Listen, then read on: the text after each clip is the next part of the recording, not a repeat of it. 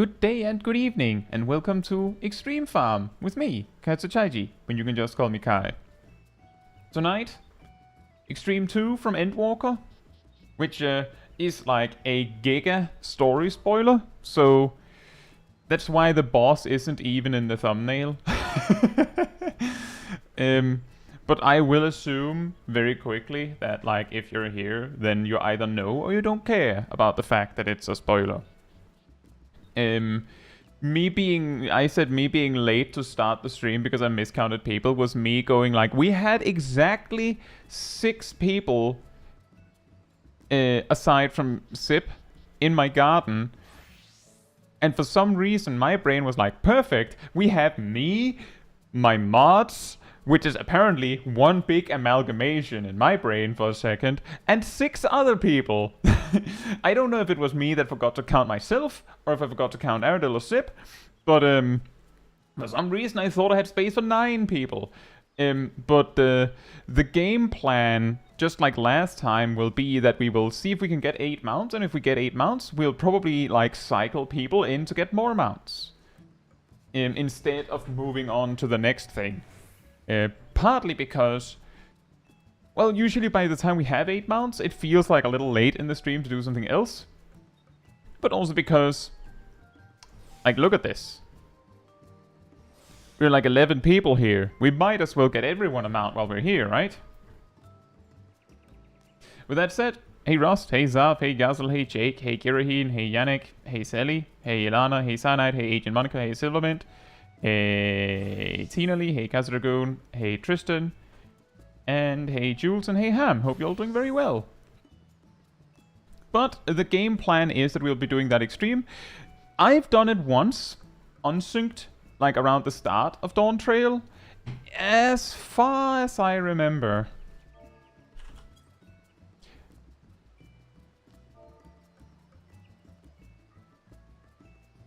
As far as I remember, we managed to beat it first try, not in a good way, but we did it. I also just got a note from Aradil that they already have the mount, so we actually only need to get 7 to get this group filled with mounts, so we can get to the cycling a little sooner.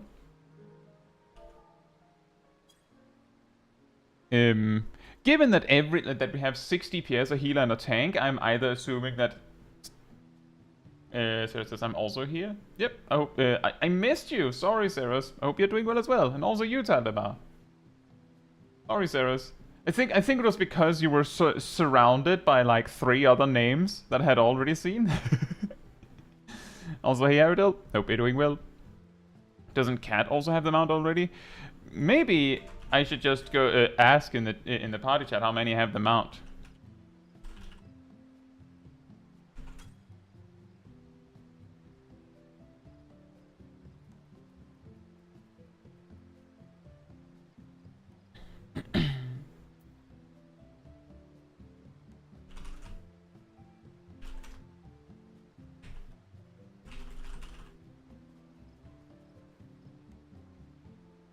Can I get like a message from people in the party chat, in the party in game, if you already have the mount?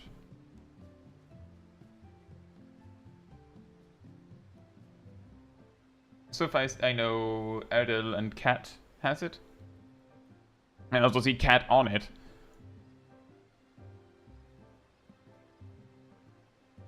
Alright, I guess that that we have 2 mounts, so we just need to get 6, and then we will cycle people. Also, hey, Truck Driving Gamer. Oh, and Ocney. Hope you're doing well. And welcome back to the Cult of the Pink, Truck Driving Gamer. Thank you so much for the support. It is appreciated. Yeah, that's true, you're in. I wonder who has the mount. Literally sitting on it. Oh, me? Oh, yeah, I have it. I have it. Hey, Jim. I hope you're having a good day. Thank you so much. Right. Well, we had a little... there was a little bit of a talk about there being some sort of mechanic where we might need 2 tanks, but maybe we can skip that. So maybe we'll just try it in this turbo style. Or maybe we'll try with 2 tanks.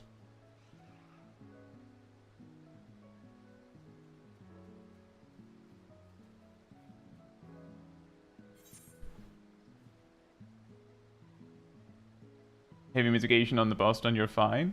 Oh, well there we go. I'll probably try it with invuln if I see it coming. But we can also just try with 2, so that we know for sure. Oh, whoops.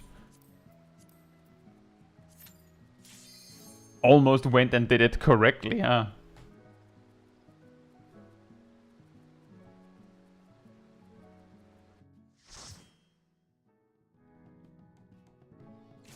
Jim says, how did you find your own attempts with Pictomancer? I only did one big try with Pictomancer, and I wiped on floor 180 because I goofed it up and died to a silly thing. Overall, my problem is that Pictomancer has some issues with if a mob isn't beatable with damage alone, then it gets a little difficult.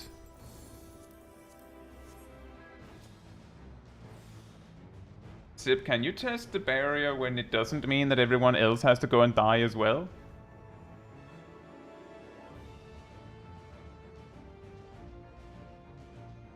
Basically, Pictomancer is really strange because it does a huge amount of damage.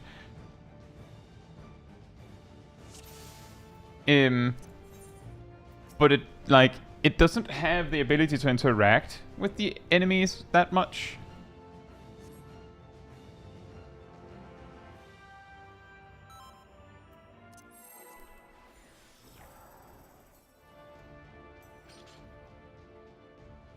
No mortal players have wings of man to pig paradise. Henceforth they shall walk towards the Discord. Wow, that is great. That is great, Aradel.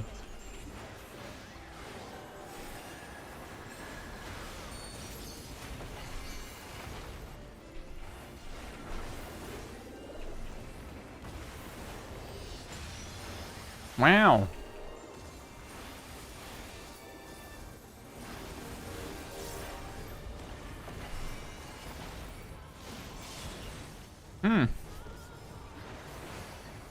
By crystal's light.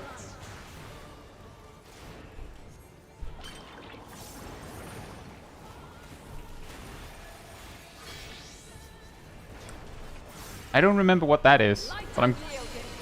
It's a circle, guys. It's a circle. Ow.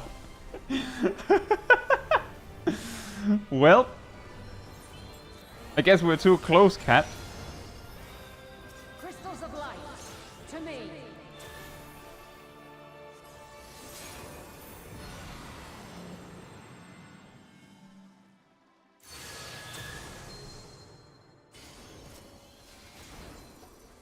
There's 2 of them. Was it this thing you said that we were guaranteed to skip?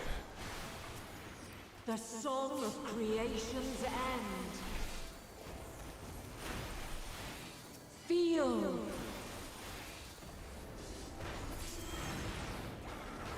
The sorrow at hope's demise. Oh, I realize what the problem is. Think.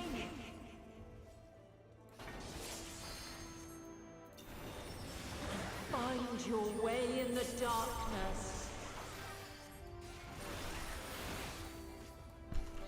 How much of a damage boost are they getting? Your light. Or fly, my children, and never look back.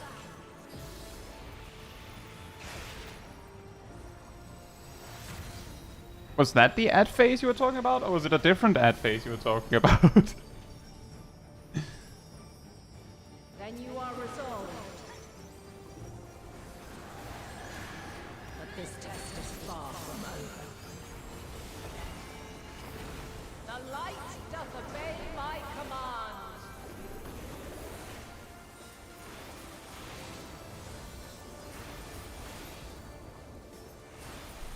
If that's it, then I don't think we need 2 tanks, no.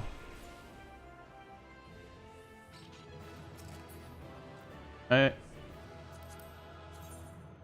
nice. You just roll as you want on the stuff. So he says, I don't remember if they need to be away from each other. From what I could see from the buffs they were, like, passing around, the ads being close to the crystals makes the crystals take very little damage. The ads being close to each other makes them do more damage. But clearly not enough.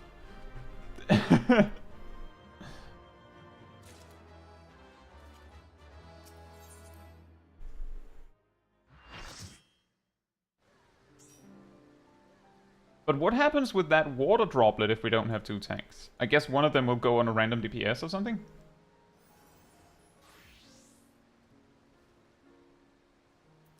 I'll just do a ready check to make sure I know everyone here is at the job they want to be. A light party stack? Do they go on the tanks?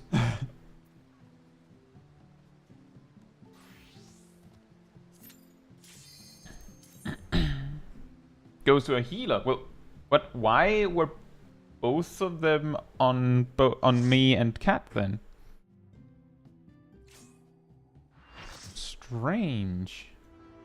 Say, Jules. Hope you're doing well.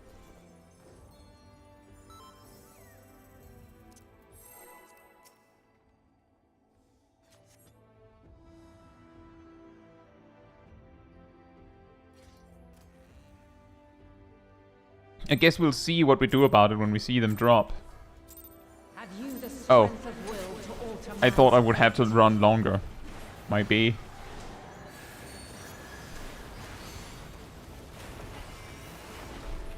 Night party stacks with survival. Oh, the reason why I'm concerned is because clearly it kills you if they overlap.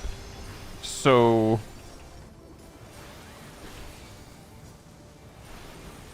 that would be bad.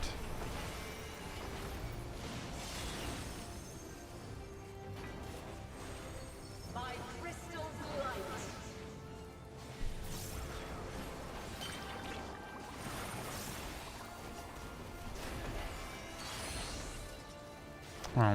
Donut? We're near or far. We're near or far. Splat. Well, one landed on me and one landed on healer. Crystals of light. To me. That was no defensives, by the way.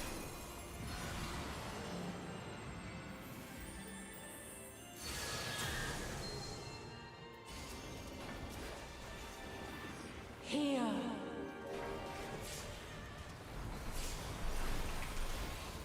The song of creation's end. Feel.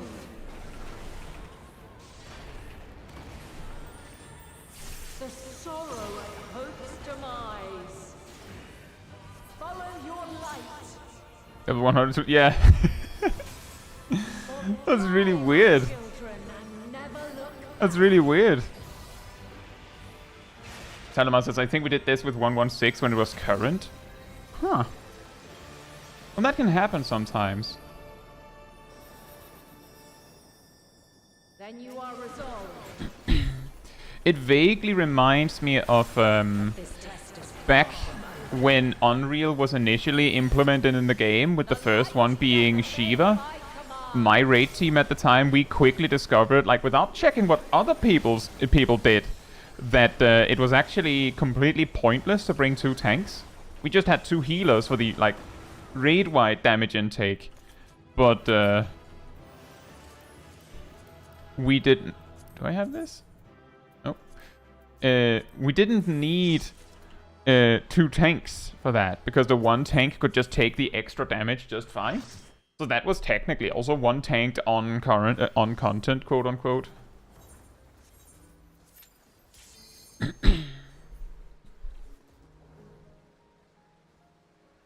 But I see that this mandatory intermission will be what's really racking up the time that this will take. I'll say Ryu, hope you're doing well. In all of my runs that I've done of this recently, one droplet always targets the tank and the other targets the healer. Oh, okay. Thank you, Ryu. That solves that very easily. Have you the strength What? of will to alter man's fate? She's very excited. She really wants to fight you, Gazel.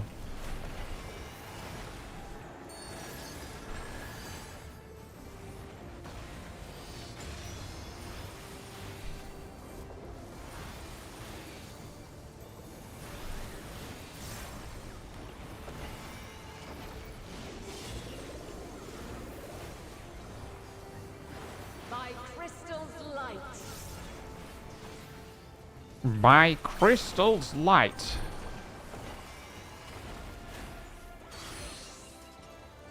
By crystal's light, I summon Donut. Splat. Crystals of light. To me.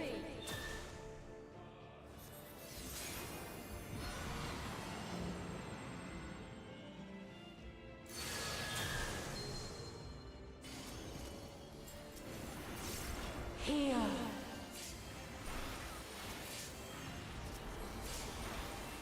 The song of creation's end. Feel. Follow your light. Slap. Or fly, my children, and never look back. Fly.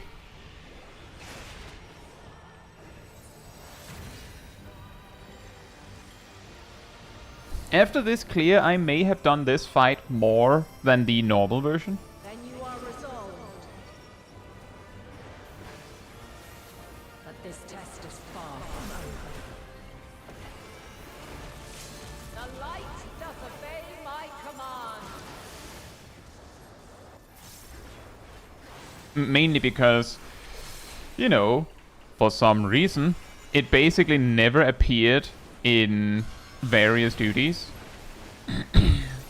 It basically never appeared in Men's Roulette and Endwalker, and it basically never appeared in Trial Roulette either. Yeah, that wave of that wave of light behind us, don't worry about it. It's fine. It's probably fine. Truck Draven Gamer says, how many changes have been made to jobs since this was current? Well, this was 6.0. Alright, Jake. Enjoy your day. So, not that much. Just more, you know, power creep a little bit. And we're level 100.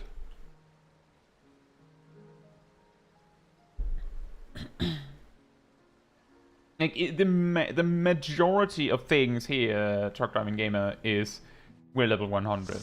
Like, that's it.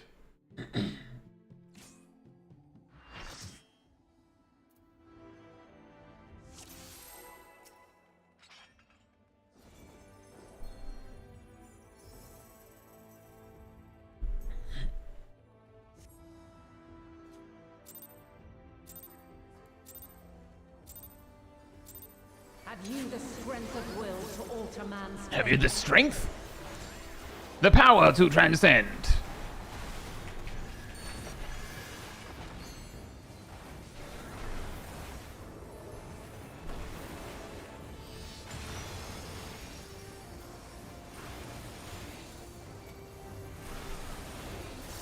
I wonder how far we can push her. Like, how quickly will she cancel for the intermission is what I'm thinking of.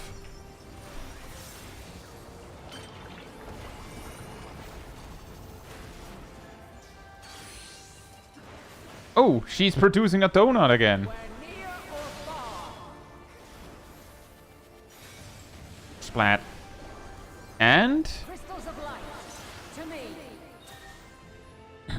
times a pot. That is actually a good idea.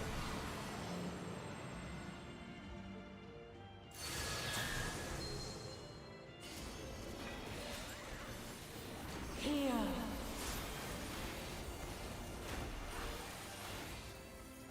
The song of creation's end. Feel.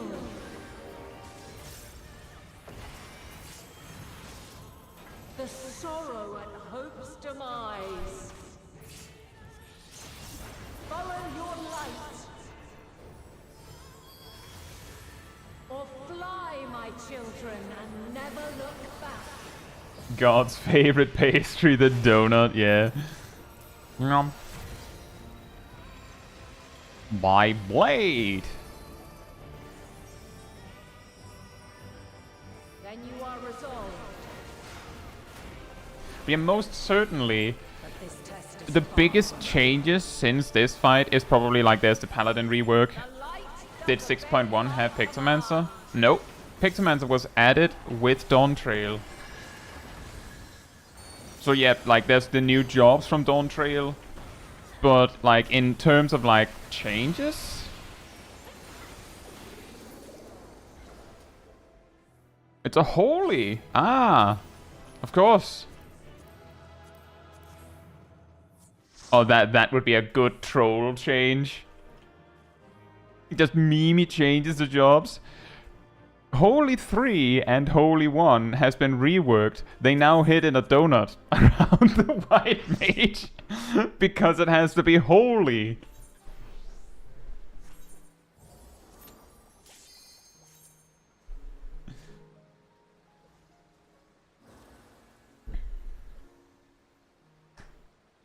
Do not even say it in jest.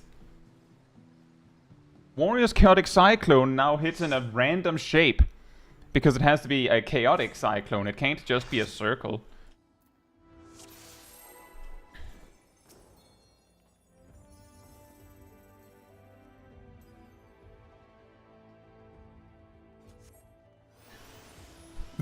I think it's Dragon's voice, Gireen, but yeah. Have you the strength of will to alter man's fate?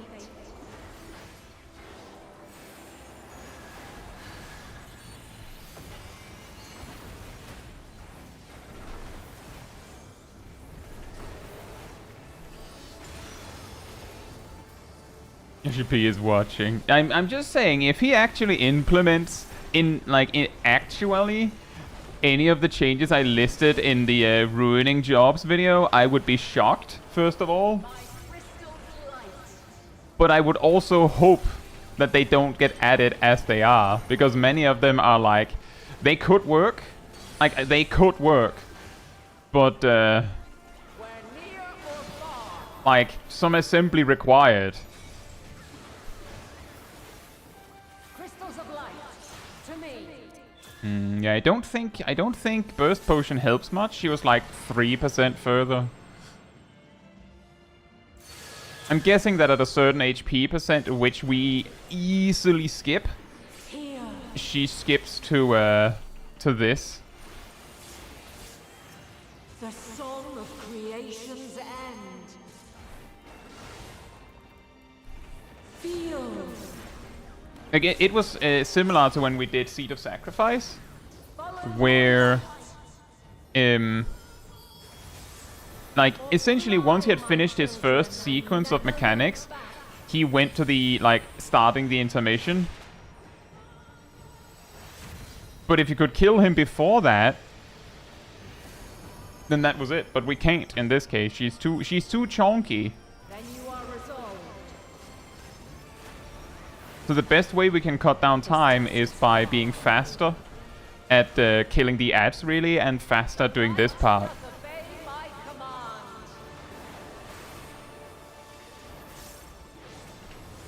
Yeah, I suppose that's true, Truck Driving Gamer, but I don't think that actually changes much in terms of our ability to burst her down.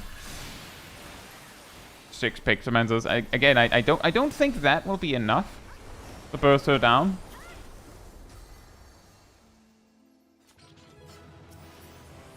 Oh, mount! I rolled a 3. I rolled a 3.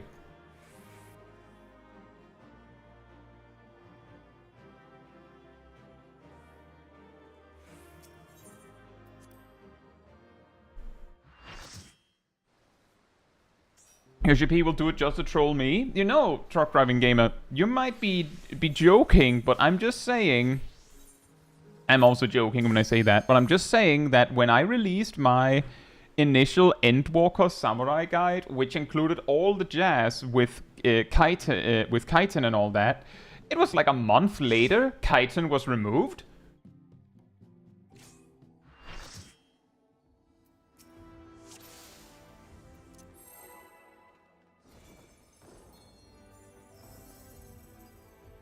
Ham says people are drastically overestimating the influence Pictomancer has here. Yes, but that's because a lot of the discourse about Pictomancer being OP is ignoring the why. Have you the strength of will to alter man's fate? And in some capacity, admittedly, I think a lot of the players are also ignoring it because it's funny. Like, not everyone is ignoring it to be like, they're too strong. They're just saying it would be funny if Pictomancer was so strong.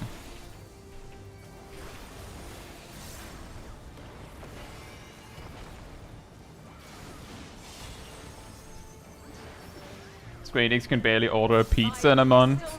That sounds like an exaggeration, Bondi, but I know what you mean. Like, that's exactly also what I mean when I say that I'm mostly joking when I say that, oh, they changed Samurai that fast just to meme on me. Obviously not. That change had probably been in the pipeline 4 months prior.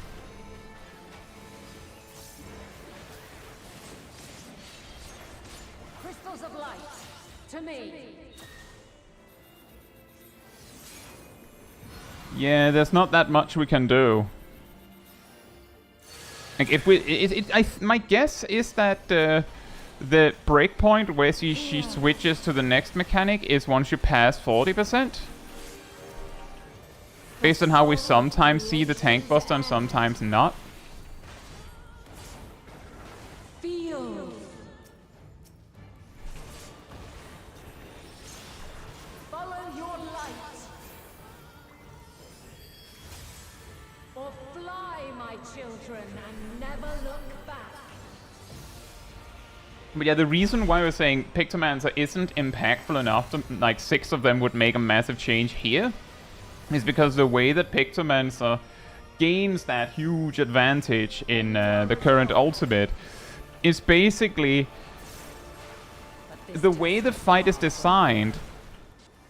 The Pictoman, like, basically everyone gets to reload their guns multiple times throughout the fight. Pictomancer has the biggest gun that takes the longest to reload, so they get the most value out of doing that. I'm not saying that that makes it easy. I have actually heard many people say that it's interesting to do the optimization as Pictomancer because you have to, like, dodge things as all that free downtime is happening and things like that. But like, that's the reason, is that every time there is like an extended downtime window, everyone is, you know, reloading their guns, getting ready to fire, and Pictomancer has the biggest gun that takes the longest time to load. So every time there is a downtime, they load their huge gun, and everyone else loads their guns. And then the more times they get to do that, the more Pictomancer gets a little bit ahead. I'm just weird, removing the Pictomancer did not negatively impact the clear time right now. It didn't. It did result in me getting hit by a tank buster, but it didn't really change much, did it? Truckdime Gamers, there's plenty of blame to go around. Xeno and Zepla need some of that heat too. Probably. That's also the reason why usually I try to wait a sec with these kinds of conversations. And I try to keep a more balanced outlook. But, you know, drama and sensationalism sells on the internet, so...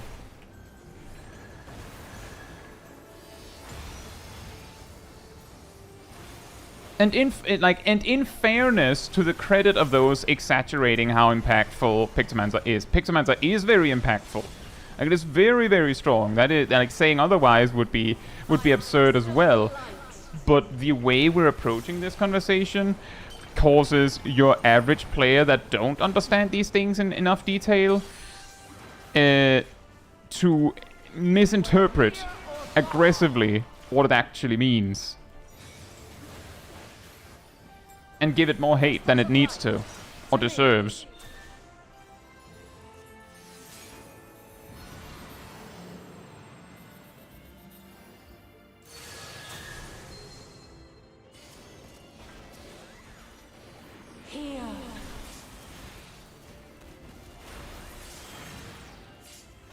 The song of creation's end.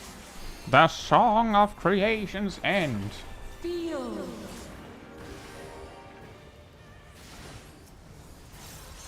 Follow your light. Or fly, my children, and never look back. Drama on my internet. Yeah, exactly. Then you are resolved. Green says it's very funny to imagine Yoshi P watching your videos and see you say something random about the game and going, I'll show him. I will say that would be really funny. It would be pretty funny if it turned out one day that every time there's some weird change in the game, it's some like relatively small channel that was like, wouldn't it be funny if this thing happened? And Yoshi P just went, wouldn't it? Indeed, wouldn't it though? And just implemented it, and it's like if it came out of conversation, it's like Yoshi P is like, no one will believe you.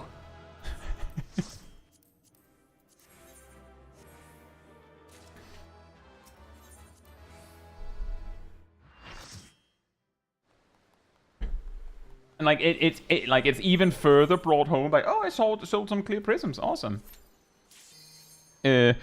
By him like making sure that it's like some change where like they just go like complete turn and just change this thing that is like that has this effect where Bondi, for instance, is like they can't order a pizza in a month. Like, oh, maybe they can if it's memeing. Like, imagine if they could. Like, they just have like one change where they just add something really random that they got from some random suggestion just to mess with the players.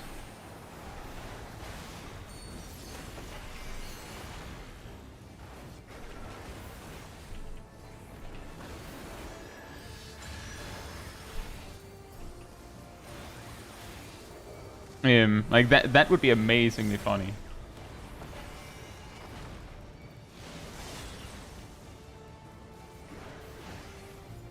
And he says stacking Pictos is very good for AoE and burst cases. Looking at you, Dungeons. Oh yes. Not so much in sustained single target. Exactly, that's the thing. I mean, Pictomancer has shown that it is really strong as it is. But yes, its clear specialty is AoE burst. Well, AoE and burst. Here.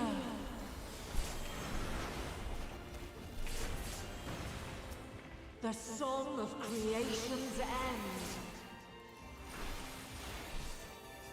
Feel. Feel. Follow your light. Cyanide tip of the day: do not do E4S as warrior. You will forget about your innate on immunity, knockback immunity, and you will die. Uh-oh.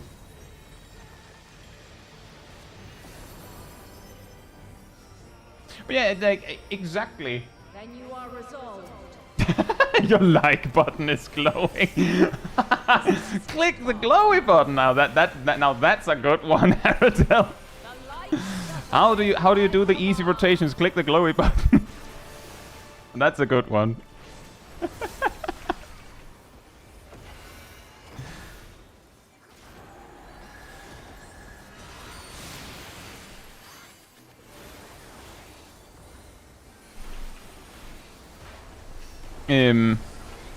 But like that's the thing, is that if you are in like a duty with where the phases are relatively short.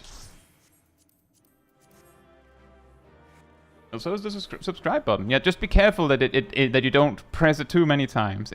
Both of them have this like max one press kind of situation, or at least an odd number of presses. Me on Monk, I just click the glowy buttons. Imagine if they made a change so that your cooldowns glowed when they were ready. Like you're not in combat, you're just hanging out. And perfect balance is like, it's ready. Subscribe button has a bell proc. Like, it's just there. At that point,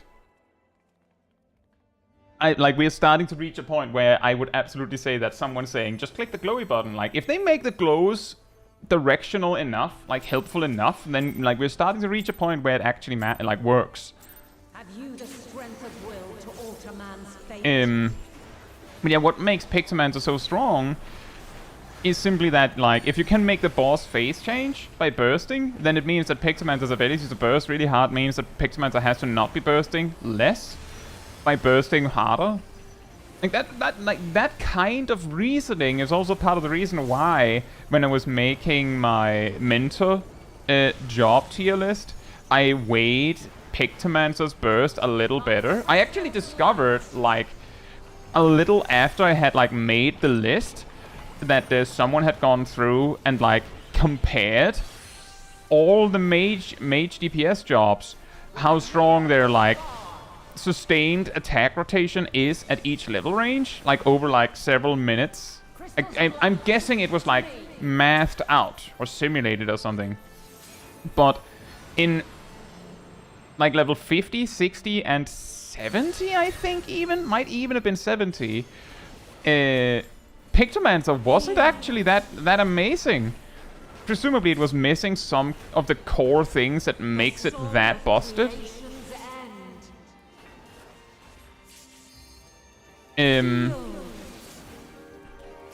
But that got me thinking that maybe I'm not right. But it, like, that kind of estimate ignores the concept of, you know, well, the boss decides to AFK for a bit when you reach it to a certain threshold, and then the Pictomancer can reload and all that.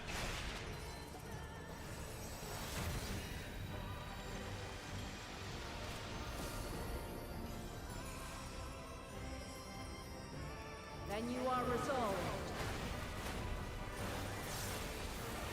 But this test is far from over.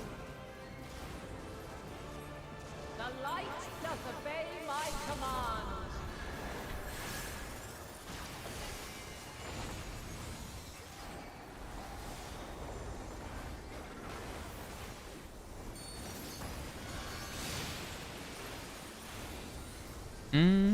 The light does obey.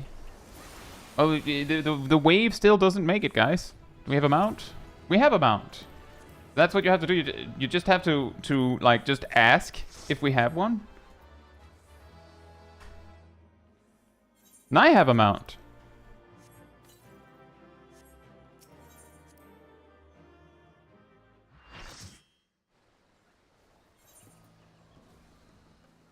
I hope other people have been getting cards, because apparently I already got 3 of them.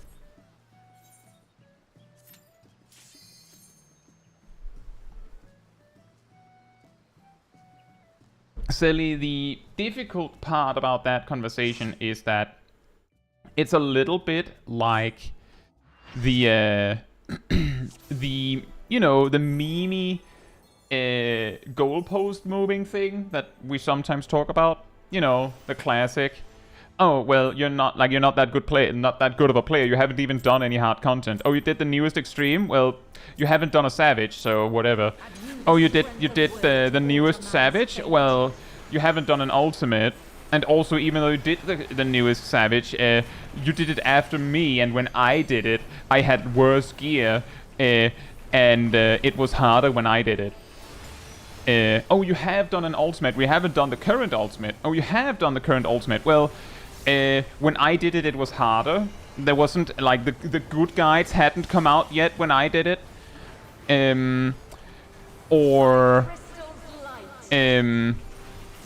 My team didn't have this specific thing. We didn't have a Pictomancer in our group.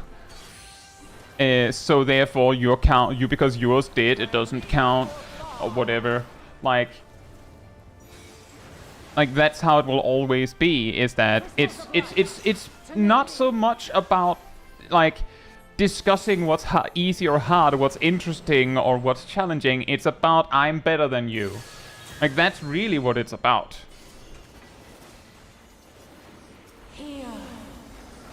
At the end of the day. The soul of creation's end. Which is also why it often gets a little stupid. And when we talk about, like, these comparisons, it gets really difficult once we start looking at old data. Because sometimes there can be a reason why it looks different. There are just huge grooves in the field from how much goalposts have been moved. Yeah, exactly. But this test is far from over. Sometimes what will happen when people have these discussions on logs is that one person will be like, it's like this, and the other person will say, no, it's like this, and then the first person will say, no, it isn't, and then the second person will go, yeah, if you look at this particular kind of data. Like, for example, you can have a conversation where it's like, oh, this job is better, and the other person says, no, it's not, this job is better, if you look at ADPS. And the other person says, well, ADPS doesn't matter. And then it might be, well, it's also better in CDPS and NDPS, whatever, but not in RDPS. And then it comes down to, wait, what are we talking about? And ultimately what matters is what's, like, is it good enough? Like, that's ultimately what matters, right?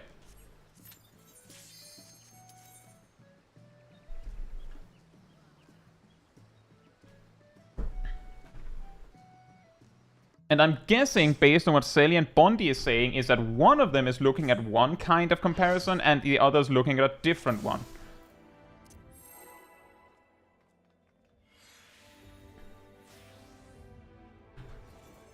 And it can be specific type of DPS statistic. It can be one is comparing the median, the other is comparing the maximum. One is comparing the upper quartile, the other is not. And the other is comparing the 99th percentile, so on and so forth. Like, that's the thing, is that that's why, like, part of the problem is that if you want X to be true,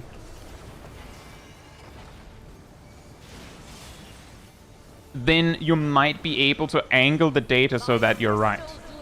Say, Meta Boy, hope you're doing well. Weirdly fitting name for the context of the conversation. Meta Boy says, one of the first lessons in the data-intensive applications class. With enough data, you can prove anything. Yeah, true. I get the impression that we need to take like 30 seconds to take a look at FF logs to see to get this conversation between Sally and Bondi resolved. Here.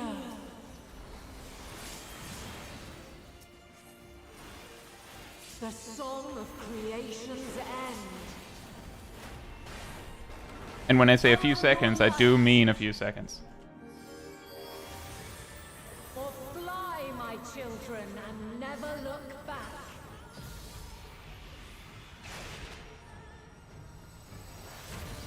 Oh yeah, if you look at that chart, Sally, I can explain how you can both be right. And it is actually hilariously, I'll bring the picture into the on screen after this so that you can see what I mean. The light doth obey my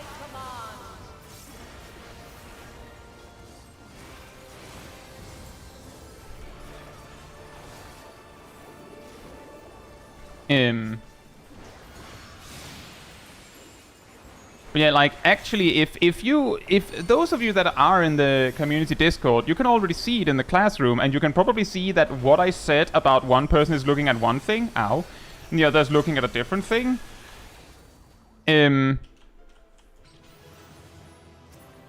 That is exactly what happened.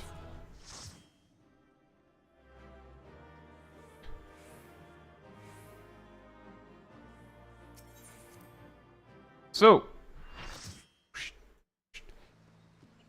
what was it I said? This is the picture that Sally shared. It is CDPS for the standard comps of 7.05. That was what we were talking about. Sally said Ninja was better than Pictomancer in this patch. we can see this. If you look at this chart, you can see that Ninja is at the top. That's because Ninja's upper quartile is here. Which means that I would say something in the ballpark of the majority of ninjas are better in this metric, which is CTPS, than Pictomancers.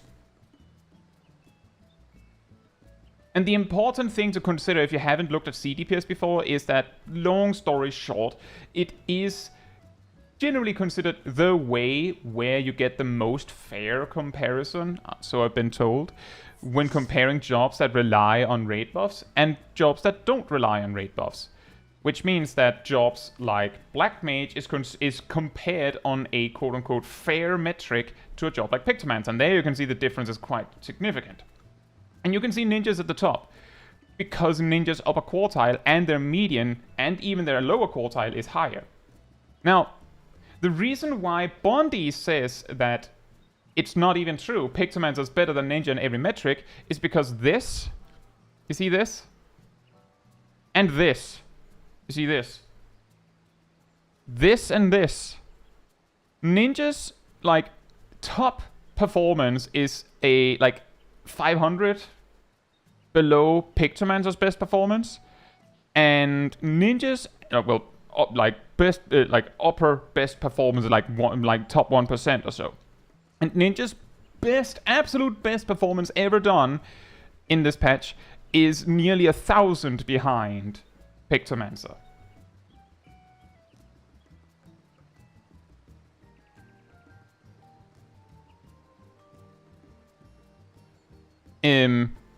So that's the reason why we can have this conversation, and both Selly and Bondi can be right. Ninja performs better in the majority of their groups, but Pictomancer has a higher peak. Okay?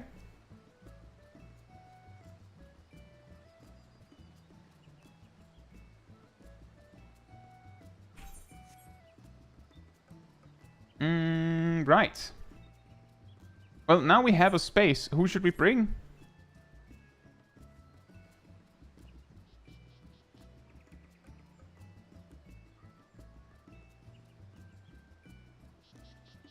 Does chess need a rebalance because the queen is better than the rooks at lower elos?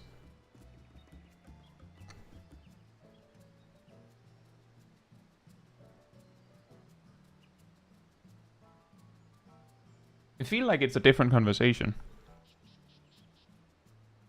That's a PvP game that you're using to compare to a PvE game.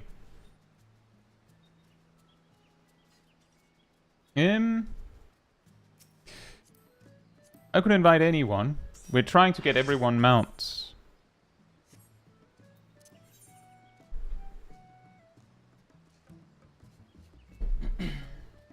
Ilana says for me, and maybe I'm wrong, that means that Pictor has the bigger potential but is harder to master than Ninja.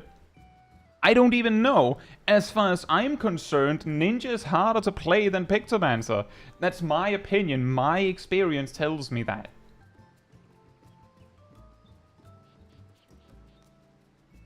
It's okay, Zeus. My plan is still to, like, see if we can get everyone a mount.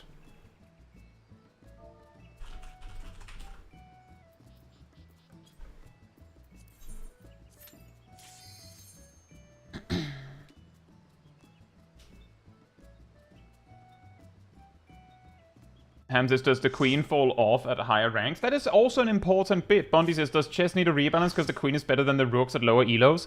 The queen is also better than the rooks at higher elos. So, like, that doesn't make sense. Like, if we compared it like the chart we just looked at, the queen would be better than the rook just in general. If you say that that's not the case, that's more the way people use them. You have two rooks, you have one queen, so the two rooks have a better chance of being good.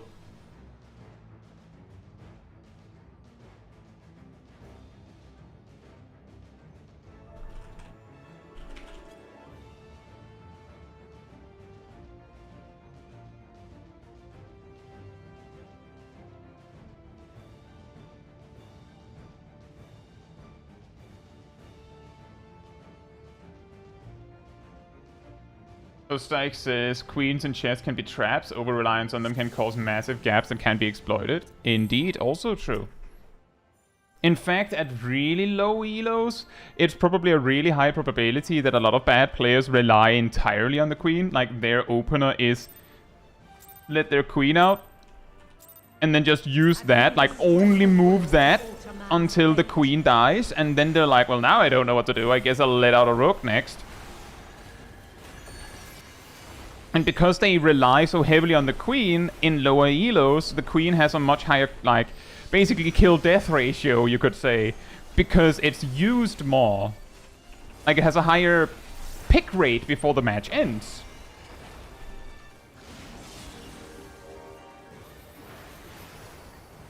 By crystal's light.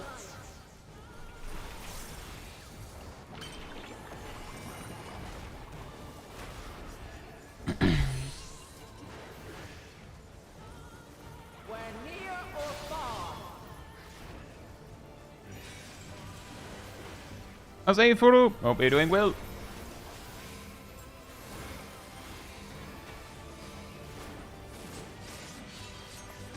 Crystals of light. And I'm glad to hear that you're enjoying Ninja, Furu. I don't know if Ninja is meta chasing. It's just the conversation we're having turns out to be that Ninja is apparently really strong.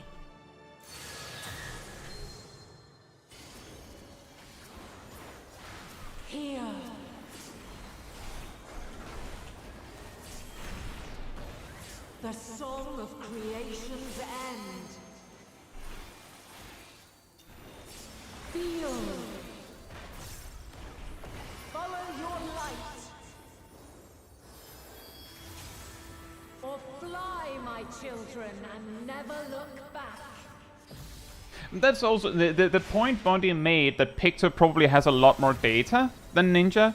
Does matter. Like, the thing is that having Pictomancer be known to be quote-unquote easy and really strong attracts players that want to play the best thing and attracts players that want to play something easy. Pictomancer also has the new car advantage, the new car smell.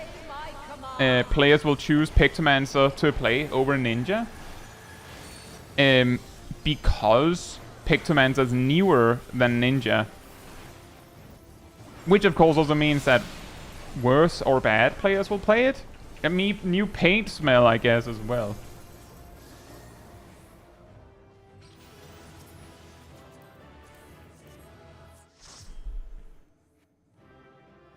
Bondi, you chose another PvP game. Try and use that PvE example. Like, genuinely, Bondi, every example you've given has been, well, should Final Fantasy XIV balance like this?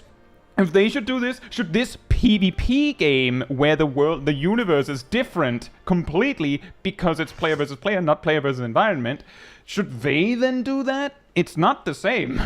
It's not the same. Like, try a PvE game. But maybe it's the same to you because you view the logs as a PvP game. So you're like, well, Final Fantasy XIV is PvP. I'm against the other parsers. And I'm mad that my chosen job isn't as strong as it could be.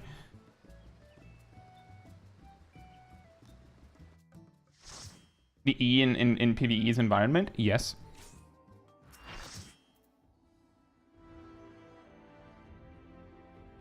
Thank you, Ichika. Hope you're doing well, by the way.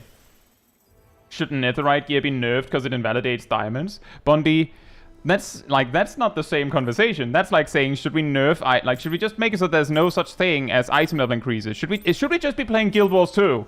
Is that what we should be doing? Is that what we should be doing? Like, what I mean, Bondi, is that your counter examples are not the same.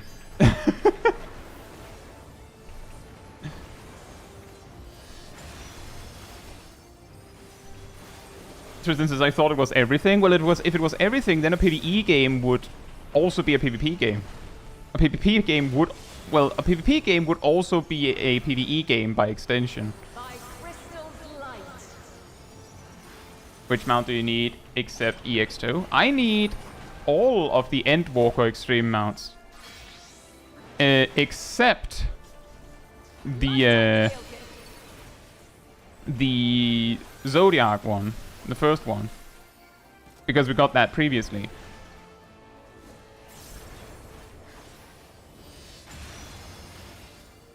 Crystals of light, to me.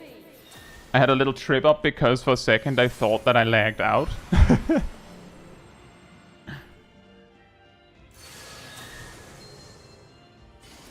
A better example, Bondi, just to not have me keep going, your examples are bad, and then not offer anything in return, is if you're going to say, should Final Fantasy XIV balance their game around the average player or the best player,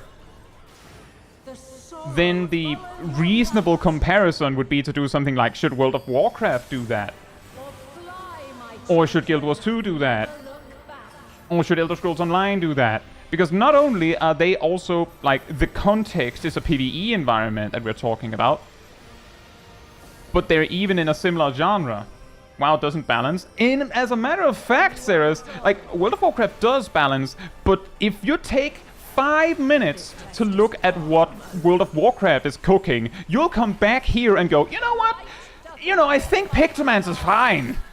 Because it could be worse. Right? Like, that's the thing, is that I don't know if World of Warcraft balances around the median performance, and I don't know if I would want Final Fantasy XIV to balance around... Oh, mount drop. If I'd want Final Fantasy XIV to balance around a median performance.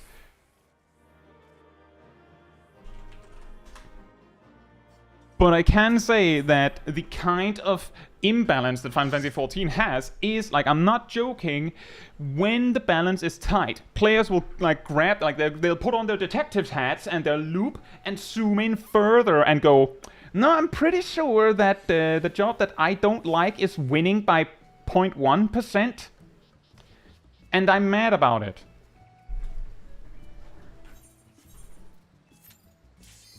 Thank you, Aradil.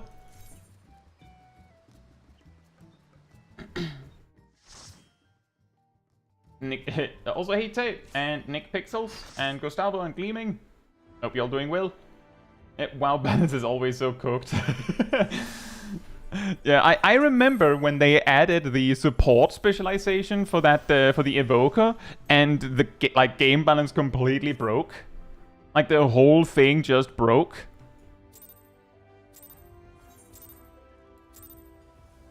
Have you the strength of will to alter man's Like, fate? it's like it almost felt like a case of like, that's not what happened, but it almost felt like World of Warcraft going, is Final Fantasy XIV having difficulty balancing their support jobs? Well, let's show them how it's done. Oh no! Wait a minute. That's not what happened, I'm sure, but it almost felt like that, which was really, really funny.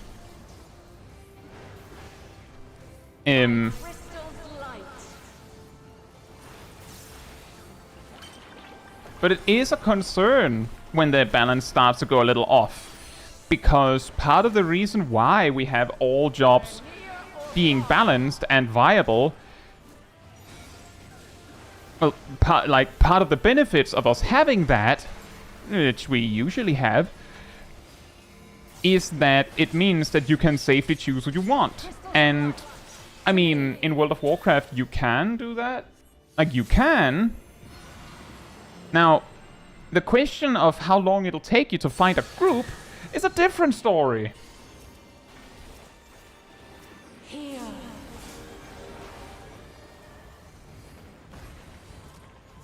The song of creation's end.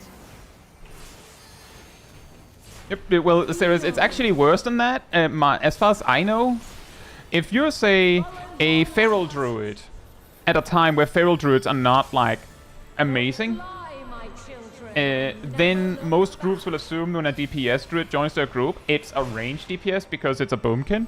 And if it's not, then there's a chance you'll just get kicked because, well, if it's not your main, then we'd rather not want you at all. We'd rather have a main boomkin than this off-spec guy.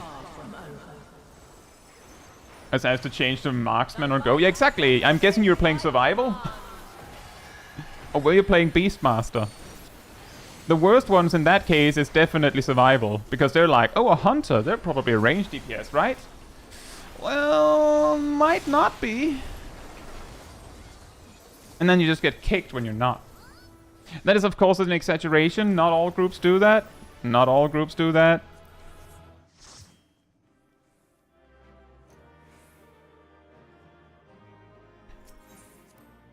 But yeah, basically...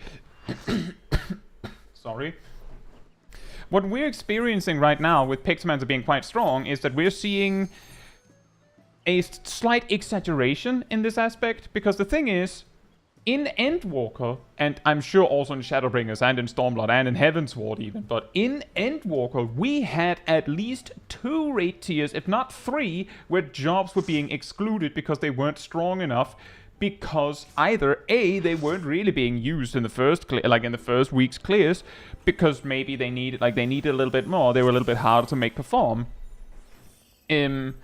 or there was just a general perception that the job was weaker. And that's all it takes. Like, it wouldn't surprise me that the thing is, in Endwalker, we got the announcement that Astrologian and Dragoon were getting reworked really early, and then we were told, oh, the rework is too big, it'll have to wait for the expansion. Then, you know, the Astrologian change came, and it was pretty substantial, you could say. And then the Dragoon change was... It's not that big, right? It was pretty significant for the Dragoon mains. That I'm sure the Dragoon mains will be like, oh, what do you mean not that significant? The job is completely changed, because it was changed in the ways that matter to the expert. But I think that rework could probably have worked in Endwalker if they really wanted to. Then, a little later, we got told that Paladin was getting reworked too, and it was getting reworked, like, basically now. And the thing that was happening at that time was that Paladins were getting excluded because they weren't good enough. Like, that was basically what was actively happening at that time, was that Paladins were getting excluded. So maybe, I don't know if this is for sure, but I got the impression that they might have gone, oh, we need to do something quick before players decide that Paladin sucks, and then you can't play it anymore. Because that's the thing, this kind of stigma sets, and then, like, players will just hold on to it and be like, oh yeah, well, Paladin sucks. Like, even if Machinist got a big boost and actually was the strongest, there would probably still be players excluding it because they've been used to Machinist being lower echelon for so long that they wouldn't believe it if you told them that it was actually good now. And the thing is, Machinist is good. It's fine. It's just that it performs better in groups that are not doing the big sweaty optimization, because Machinist, like, does pretty fine without it. Like, it scales decently well with not raid buffs in a weird roundabout way, and its defensive cooldowns are amazing when you need them, but the 2 other competing jobs are just better when you are performing. And the problem is that this causes Machinists to be excluded from groups that are not going to need that. Like, they get excluded from groups that are not going to be using that feature anyway. Oh, mount.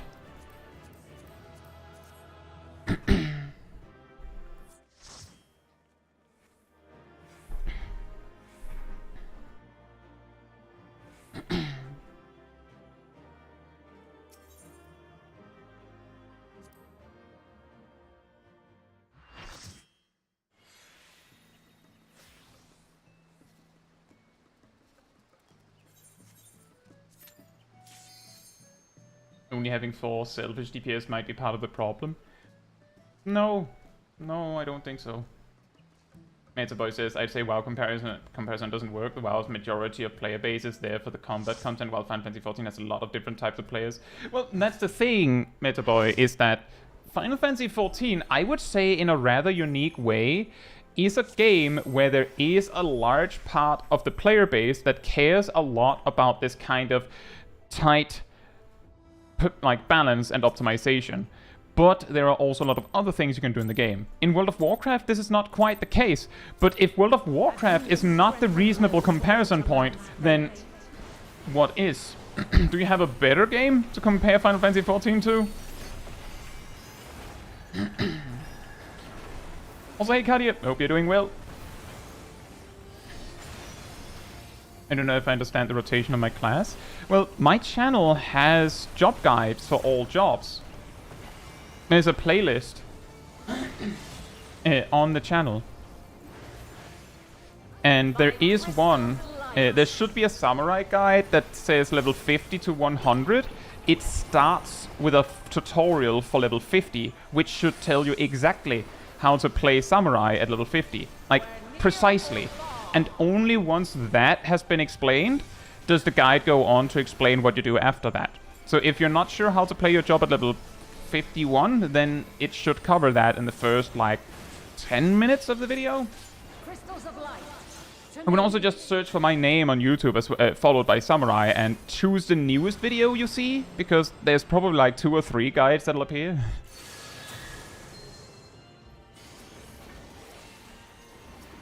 Here.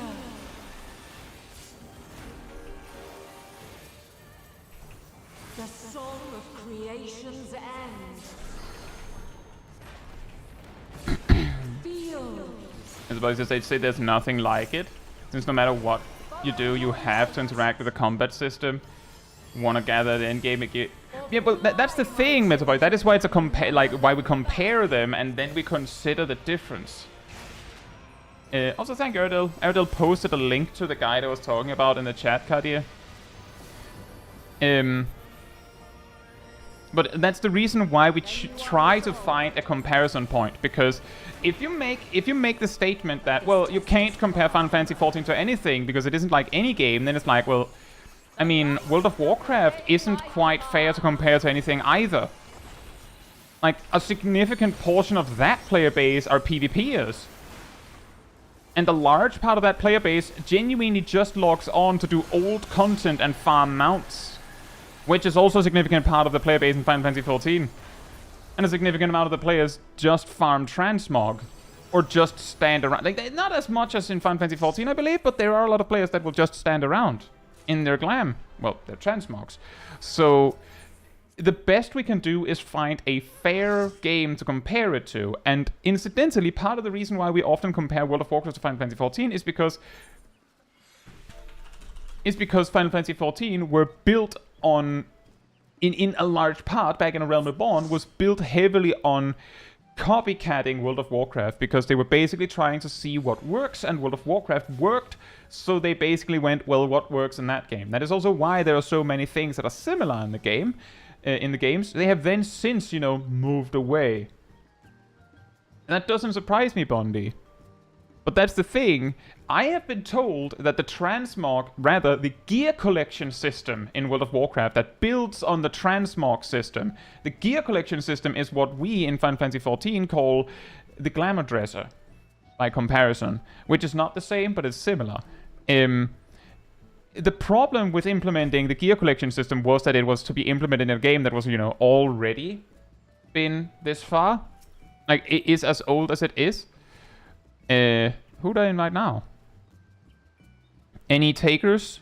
Give me a jump.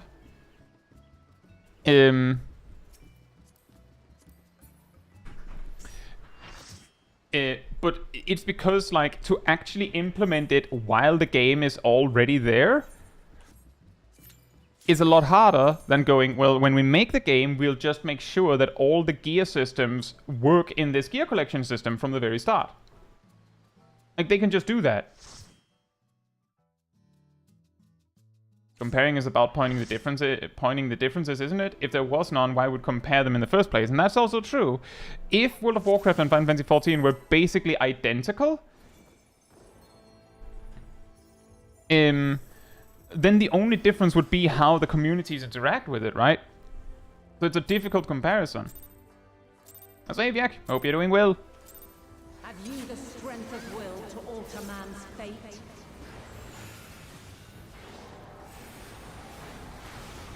That's awesome. Congratulations with getting that far. See, Cat says hot take. Final Fantasy XIV's glamour system is being held back on purpose because there are dice on the Mog store. That could be. I would also say that a thing that people often forget when comparing World of Warcraft's gear collection system with Final Fantasy XIV's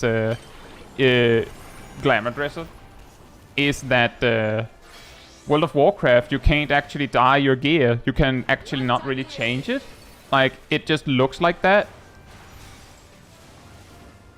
Like that, it's just straight up, it just looks like that.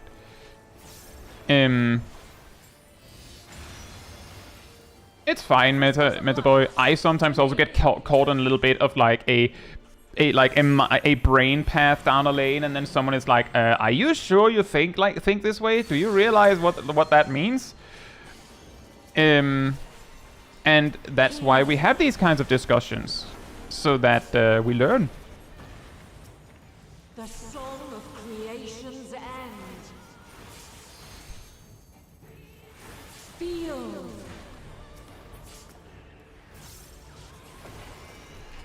Follow your light. But it might be difficult. Like, I'm just saying, it might be that part of the reason why they don't have the... Oh boy, leg spike.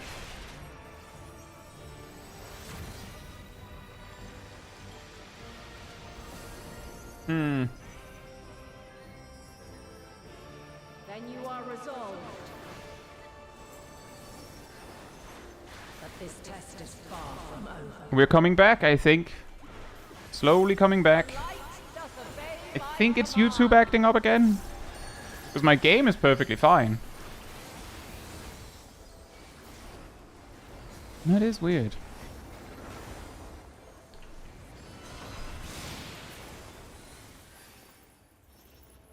Georgia says my wife played both games and she wishes that Final Fantasy XIV had the collection system that WoW does. I mean, I'm not saying that I wouldn't want that. I'm just saying that I understand why it would be harder to implement. Because supposedly the implementation of the gear oh.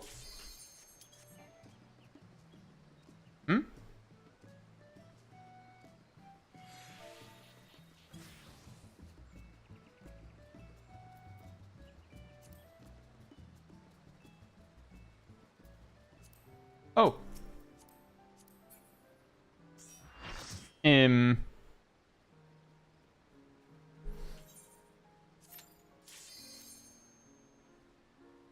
Just finding my way back to what I was talking about. Supposedly, the gear collection system in World of Warcraft was a miracle that they could make it work because of how supposedly difficult it was to implement at that point in the game's life cycle. So it's basically a little bit of a case of, well, why don't you do it? Whereas World of Warcraft sacrificed work on a lot of other things to do that.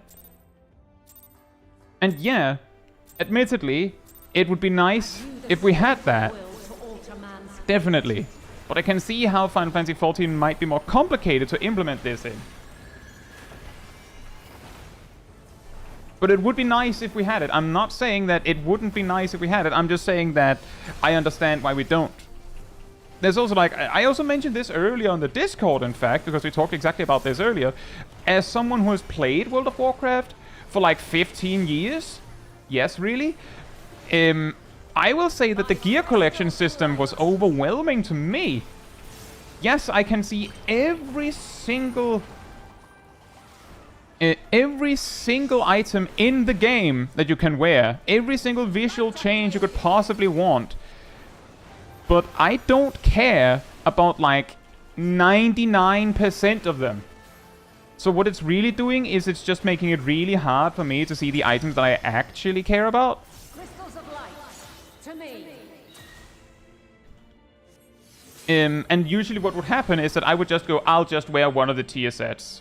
Whatever. I can't be bothered. It's too much. Like there's too much to choose. It's overwhelming. Which is like, that is of course also a me problem, right? Like, I'm not saying we shouldn't have this because I can't handle this kind of power. That would be absurd. But I'm just saying that an advantage of the dresser is that you can choose which items you actually want to keep. And then there are players that keep all of them. And never look back. Tadia says, watch the video, understand a bit more. Would you say Samurai is a difficult class to play? I feel like positioning is really important here. Most melee jobs have some significant, like some need to care about positioning. But this test is far from over. So if you're new to melee jobs, that might be the reason why you see this. I would say Samurai is one of the more forgiving melee DPS when you're learning it, because it doesn't have like built into it like a damage buff that you have to make sure your big damage buttons go in. So like if you can't do that, that's okay. Like you won't be super weak as a result. But at the same time, it can also make its potential very confusing, because like if you saw the whole guide, you might not. You might have noticed that later in the levels, it starts to get more and more rigid and strict when optimizing. And that's simply because when you reach max level, that's not even a Samurai thing. That's an everyone thing. If you're optimizing hard enough, maximizing your damage hard enough, you start going, well, I don't have a damage buff, but they do. And then you just aim to put your big damage buttons in the time frame when they buff you. But that's not necessary to play the game. Like, you don't have to learn that. So I would say try and play around a bit. If you need to practice at a striking dummy or something a bit, if you go to Summerford Farms, which is one of the early, one of the first towns in the Lenosea area. There's also ones in other starting areas, but specifically the Summerford Farms, there are striking dummies within the town walls. You can just go and like beat the devil out of one of those until you're done, like until you don't want to anymore, and see if you get it. That often helps it stick more, to like practice it. Also, that's pretty funny, Gustavo.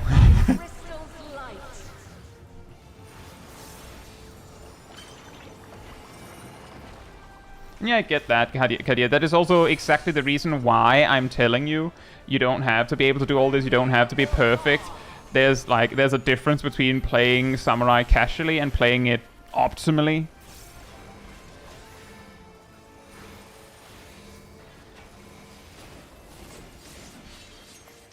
Crystals of light, to me.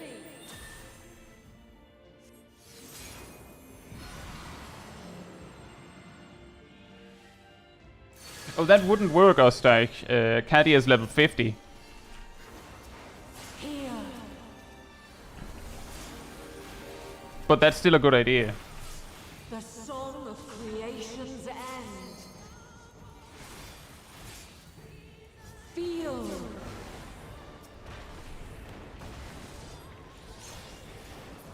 Cat says, I'm just saying we could easily have a lot more glamour plates if they could be stored locally, which they can't be because of the dyes. I don't think it's entirely because of the dyes alone, Cat. If they were stored locally, there's, a possibility that people would just change the files to make the glamour have items you don't have. Like, just in general. Then you are resolved. Is my guess. If you have the files stored locally, there's a chance you can sit and, mess with them, and then you'll see people legitimately walk around with their weapon glamour to the new ultimate weapon day one of the ultimate being released, because they just went into the files and figured out what it's called. And then instead of having a plugin that does that for them, they just change the actual file. I'm not saying that they could probably add in some sort of a system that checks whether you could feasibly have this item, but isn't that basically the gear collection system in World of Warcraft? Whether you could realistically have this item or not is dependent on, have you had this item in your hands?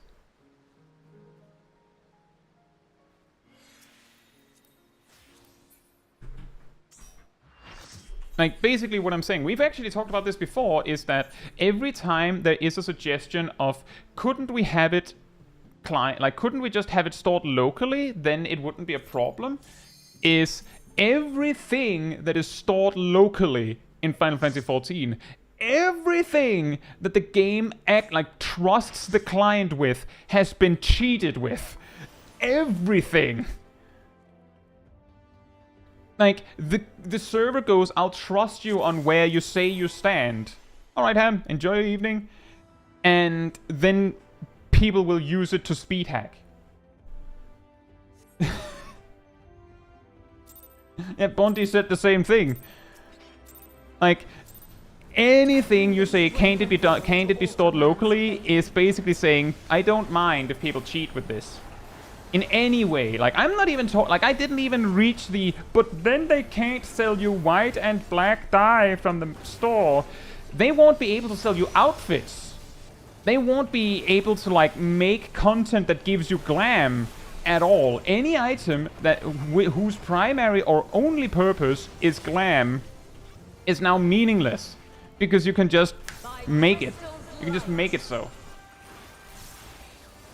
And we can't have such a collection system because of how the dye system works. I don't know about that, Cat. Like, I don't know. I'm just saying that one key difference between the gear system of Final Fantasy XIV and World of Warcraft is that Final Fantasy XIV can modify the appearance of gear, whereas World of Warcraft cannot.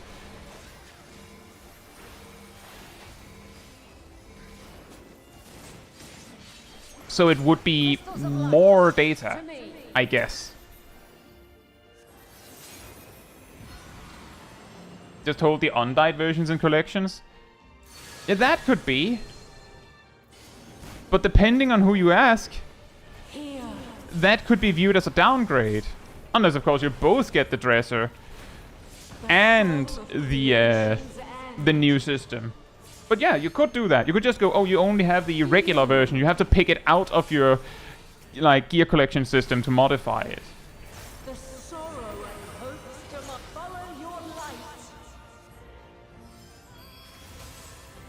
But I also agree that this wouldn't be nearly as much of a problem if we had more glamour plates. And I guess if we had more space in the glamour dresser. But I also feel like, didn't they, like, I think it was over the course of Endwalker that they quadrupled the size of the glamour dresser? Meta voices, instead of that, why not expand the armor to accept nearly everything? I'm guessing the glamour dresser. An interesting conversation there, actually, is in Endwalker, when they doubled the size of the glamour dresser from 400 to 800, there was actually a bug. I believe it actually crashed the game for a very select few players. And I learned it because someone shared it. Basically, what Yoshi P has told us meant the armor, the dresser for event glams, and oh right, yeah, that could work. That is like a simple version of the gear collection system, I guess. And they could expand that probably. But in regards to the glamour dresser story, is that a player said that they ran into the problem that when they used iSearch, like /iSearch for an item, which is something you can do to look for items in all your inventory, essentially.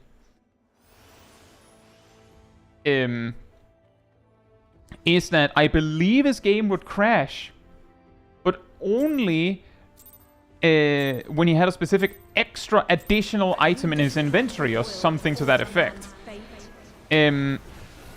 If I it's a little while ago, right? But if I remember the story correctly, is that this person had every single item slot in the Chocobo saddlebag, every single item slot in the glamour dresser, every single item slot on every retainer they could have filled, and also basically their entire inventory.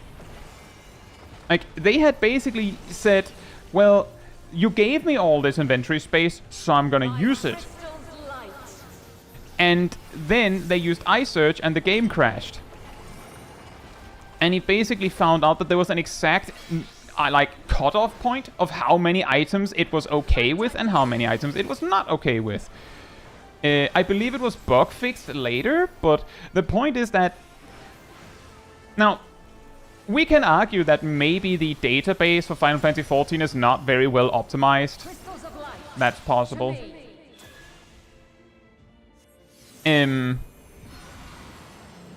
Like, the thing is, admittedly, I will say it is a possibility that we could argue that, well, the problem is that the game's coded bad. Like, sure.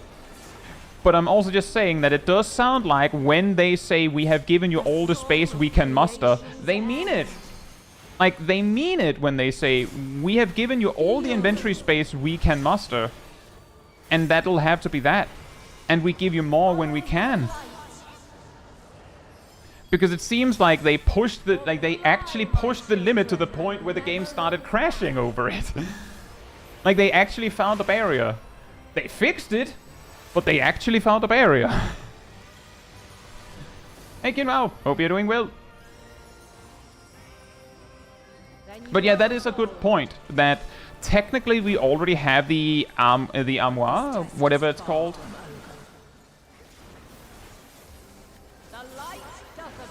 And that one could probably be expanded to basically be the gear collection system.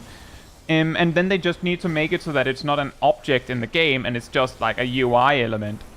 If I remember correctly, like speaking of UI elements, if I remember correctly, you couldn't access the Hall of the Novice from like here in the past. Oh, mount drop.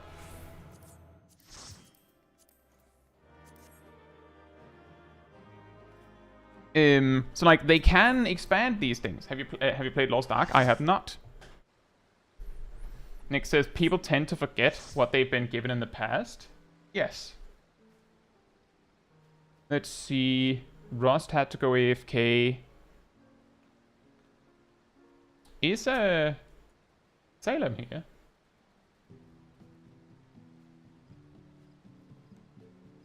Is Salem here? Yes, no, maybe?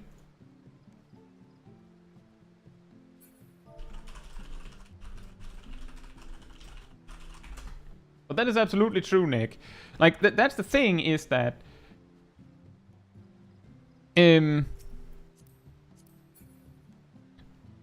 the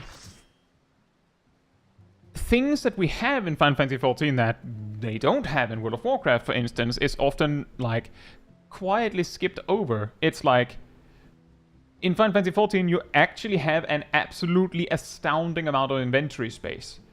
In World of Warcraft, you can get a pretty huge amount of inventory space, but it pales in comparison to how much you're given by making a character. And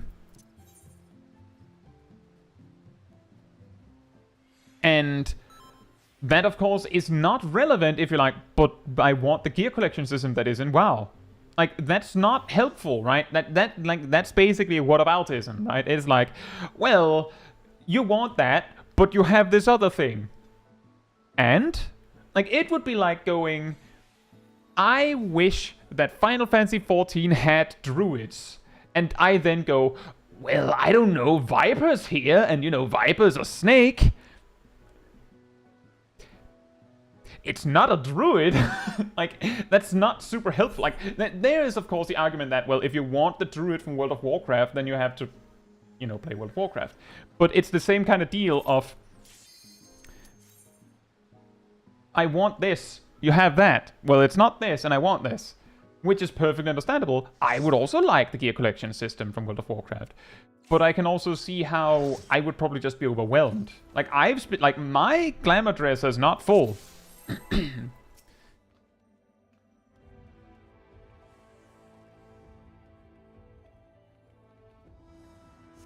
I'm sorry to hear that, Kinval. I hope you get well soon.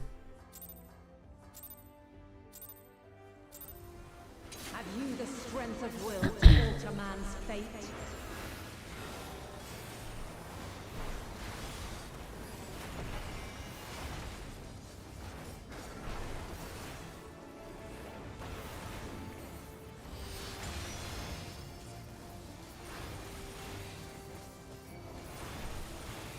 And then, like, that's also true, is that sometimes people have their glamour dresser filled simply because they just put everything in there. And that is a common problem when people hoard their items, is that Final Fantasy XIV has so much inventory space across all the different systems that it is very easy to reach a point where you have so much stuff that it's overwhelming to actually do something with it. Like, you might go, I'll figure that out later, and then, like, you see, like, an entire retainer's worth of stuff just all over the place. And whenever you go, oh, right, I should look into that now, you go, maybe I'll do it later. Because the instant you see what it actually is that you have to do, like how much you have to sort through, you go like, that's too much, it's overwhelming, I'll do it later. The soul of creation's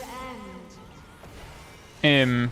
Like, that's also why, like, one of my, like, suggestions when people say, how do you have such a clean inventory? Like, not right now, I have a little bit of junk in here, but a lot of it is me simply getting rid of things when I don't need them.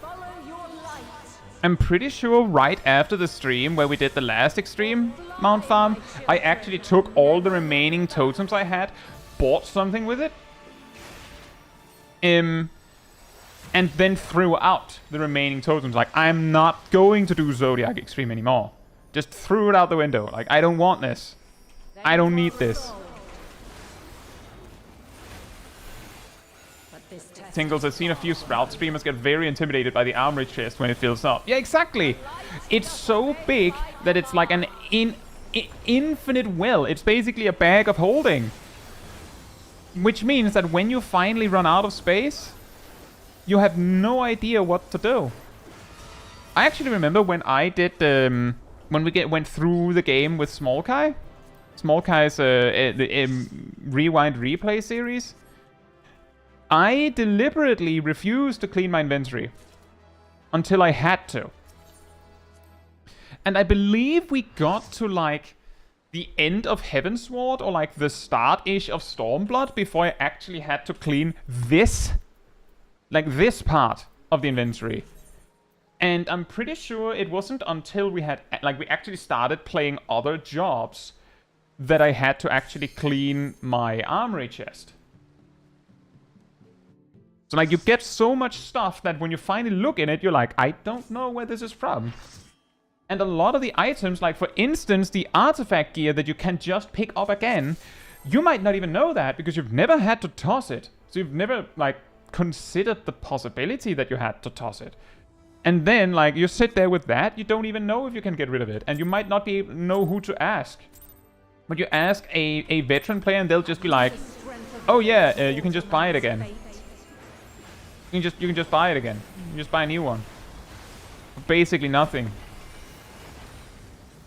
And the few exceptions to that, like the alternative armor set you get at level 50 that is higher item level, that set is like, you can just make it again. Like, you can just recreate it. It's not that hard. It's not that bad. But, like, when you're sitting there with, like, 100 plus items, you will immediately be like, how can I get through this as quickly as possible? If you have 100 items that you all need to sort through, then you would prefer if each item takes less than a minute to, like, decide what you do with. Hey Nox, hope you're doing well.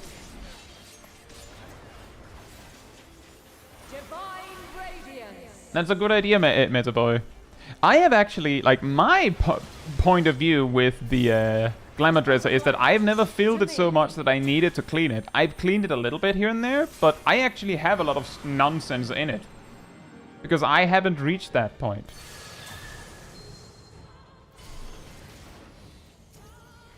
Here.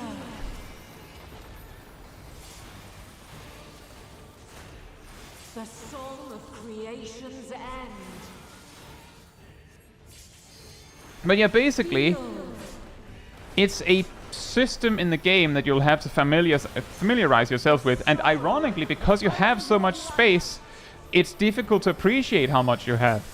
Like, I think it's actually insane when I see that there are people that have like 9 retainers, not because they're like, they need all that market board space.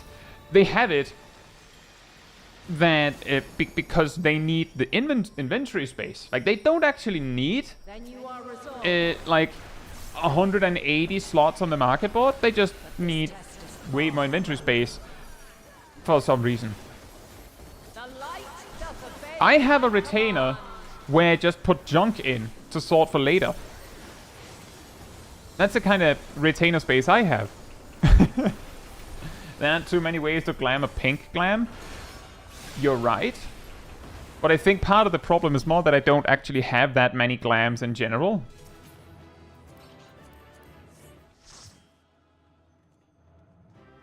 Hinma mentions crafting. Yeah, that is a way you can end up with a lot of junk. Or quote-unquote junk. If you're leveling crafters, then you will quickly run into the problem that all the materials you don't know... Also, hey Shaq, hope you're doing well. All of the materials, you don't know what materials you can throw. Like, you don't know which one of them you can actually get rid of. And you get rid of an item and then find out that you needed it later once, and then you'll be like, okay, I'm never doing that again.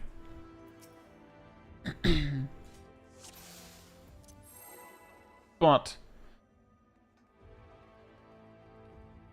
once you have leveled your crafters, surely there will be a point where you can determine whether it is worth it to hold that item. Like, the way I've described it before that has helped some players is how much value do you put in the inventory space itself? If you hold like an animal hide worth 1 gil in, let's say, this inventory space, like this one, I'll put this here as the token. This is 1 animal hide worth exactly 1 gil, whether you sell it on the market board or to another player. Every day that you hold this animal hide, you're basically choosing to save 1 gil over having this inventory space. If you have the inventory space to spare, then it doesn't matter. But if you're actually low on inventory space, then I would just sell that animal hide so I have space.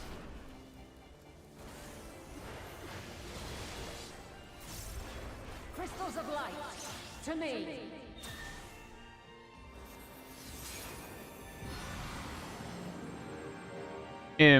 Like, that's the kind of it, like, that sometimes helps, because putting a value on your inventory spaces can help some players to go, oh yeah, I suppose so. The song of creation. If it has a buy price in the description, it gets tossed. Yeah, that's also a way to look at it.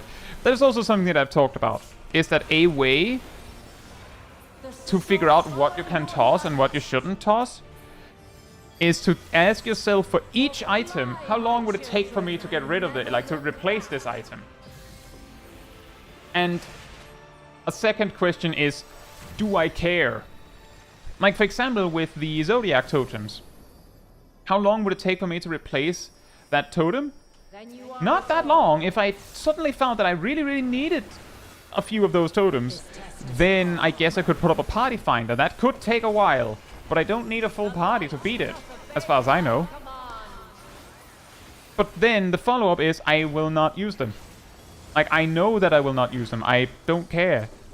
Which means that the potential time investment needed for me to replace them is irrelevant, because I'm not going to. And then the question is, how much is this totem worth?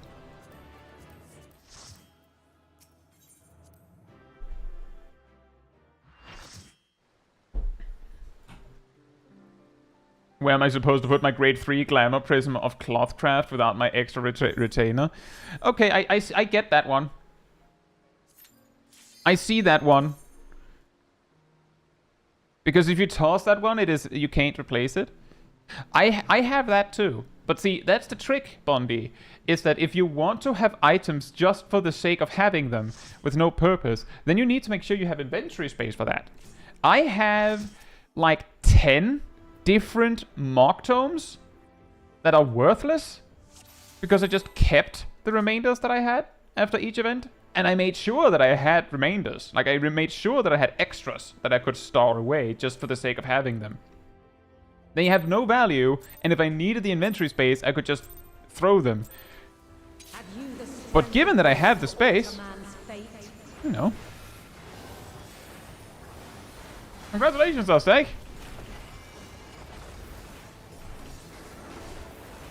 I feel a bit cold. If only there was a way to solve this. Put on a coat?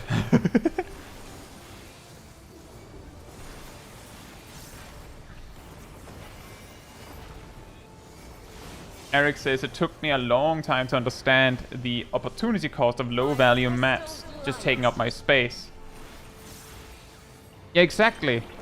Exactly. And like, we can actually go a step further than that. Because if you have an item in your inventory that actually has a market value, there's a possibility that that if you sold it now, you might be able to buy it back at a discount later. Like a really simple example of this, that it's not entirely fair because it's a unique item that you can like somewhat easily replace, but a lot of players are likely to just have a treasure map in their inventory because you can pick up one every day, but you can only have one. You can you can have an extra one on each retainer. You can have an extra one in your saddle, but you probably have that one in your inventory. When they added those joke weapons from that contest to the newest treasure maps, they skyrocketed to, like, at some points, I think some people reported that they sold some for 200,000 gil. They're like 20,000 on this world right now on Louisoix. Like 20,000. So if you just sat on that one treasure map from the start to now, like from the start of that period to now, then just by choosing to not sell it, you lost 180,000 gil. Just from choosing to not do anything with it. Because like the thing is, like, the logic being that you could have just sold it and you could have bought it back now. And you would have more money.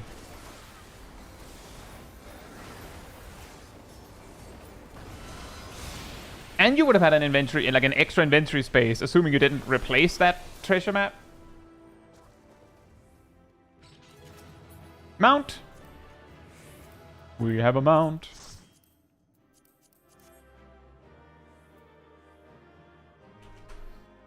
I think I have to start being careful to check that there are actually still people in the party that need the mount.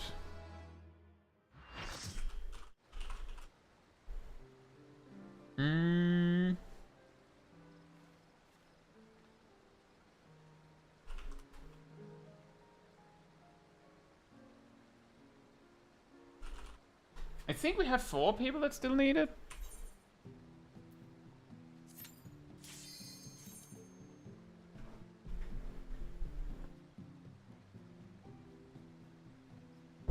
Ain't that wild, by the way, everyone? I just want to take a moment to appreciate the fact that we started this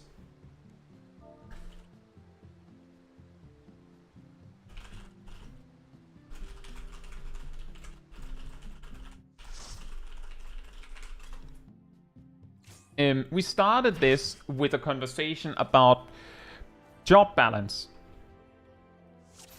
And then we started talking about comparing to other games, and then we started talking about glamour systems, essentially, in other games. And then we got to inventory space, and then we got to how do you manage your inventory space, and then we got to opportunity cost and making money, essentially. It's been like a continuous conversation. That's true, Zab. That is also a way to keep track of what things you have or have not done. Did I miss the 2-hour-long balance discussion? I don't know if you missed... how did Zip die? Can we get a res? Oh no. Yeah, that stomp is a stack. And this is light parties? I wonder what happens now.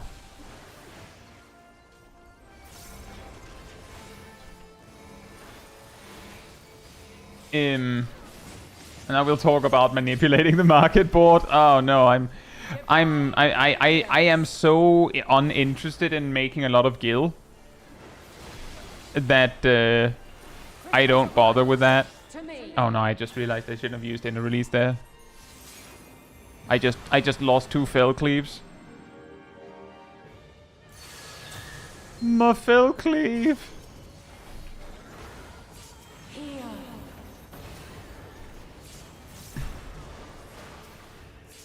The song of creation's end. Feel. But it was more so a conversation about FF logs, Nox, if you know that classic. Hope's demise. Follow your light. Or fly. I need to buy my 4th air wheeler from Solution 9. You know the funniest part about that is I believe it's tradable for some reason. And people actually made money from trading it on the market board in like the first weeks of Dawntrail. Then you are resolved. But this test is far from over. The light doth obey my Like there were actually players that were willing to pay like 3, like maybe 2 times the price for the item. Because they hadn't reached Solution 9 yet. But they needed the mount.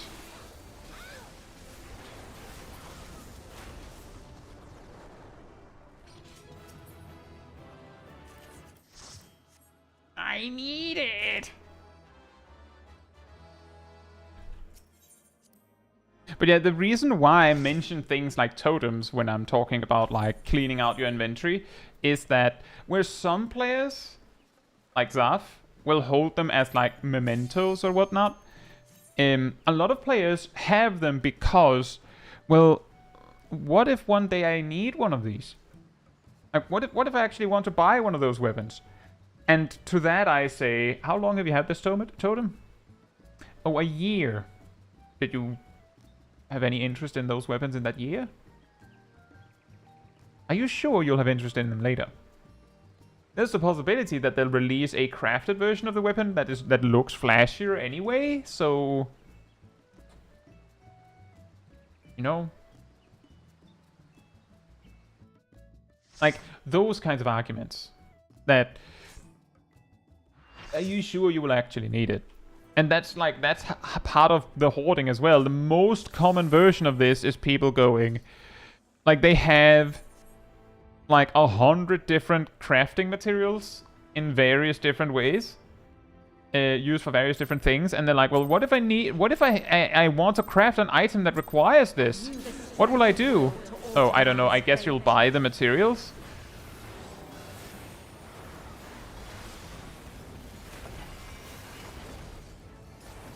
Bundy says, I made 35 million off of the Hades weapons by sitting on 210 totems for 2.5 years and descending shields.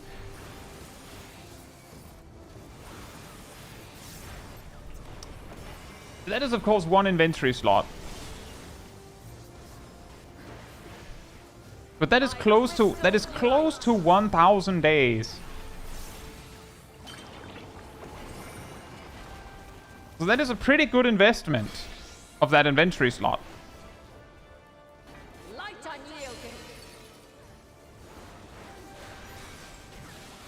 Oh, right.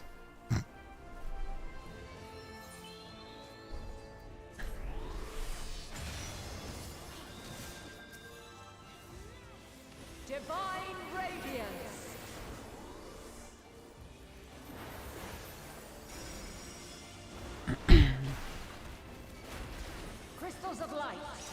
me. And yeah, I do recognize that, Bondi, that you could wait until descending the items gives a material, but there's also the thing that, and I believe not all weapons get those, like some of them just get skipped. So there was the chance, the possibility that you have sat on all those totems with nothing to show for it. Case in point, well, I guess there weren't any weapons for innocence, so how would they suddenly add them, right? Follow your light. Or fly, my children. Did all the Stormblood trials that had weapons associated with them get fancy versions? Medic! Very cool. Yeah, we had one light party, and it was very light. It was basically like we didn't get any food at all. It was like we were light, to say the least. And then we died. The light doth obey my command. But that's the thing, Bondi, is that if you have the space to offer, then you can do things like that. But there's a lot of materials. Like, basically, every time you have one of those successes, consider how many times there would have been a failure on that.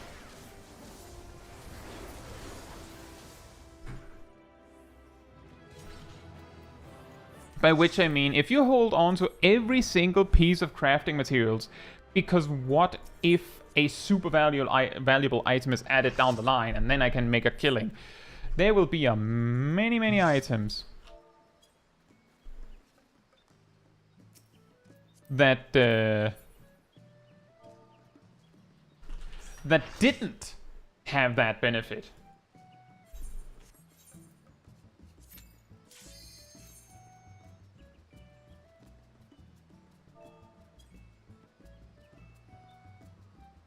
Nice one, Meta Boy.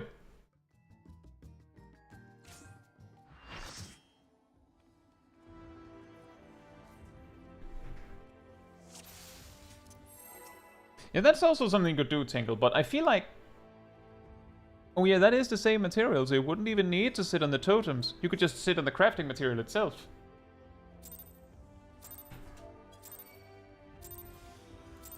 Have you the strength of will to alter man's fate? But then again, you could also say... like, if you're going to... Like, it's one inventory slot anyway, so at that point... You could argue that it might make more sense to just sit on the totem itself, because it can be used for more things. But there's also the argument that when the glowy weapons are added, you're running against time. Because everyone else who has the material will also be speedrunning to craft the items to sell them for a killing to the players that are willing to pay out of their nose for them. So having them already turned into totems means you can get them, like, turned into cash faster.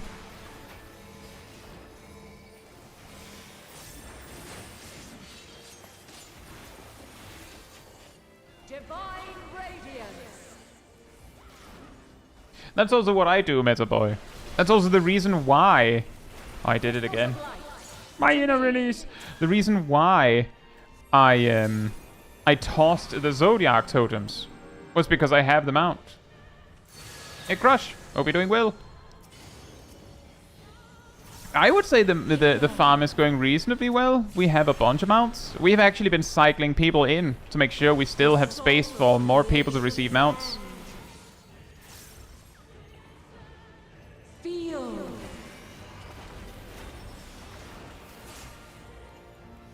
The sorrow at hope's demise.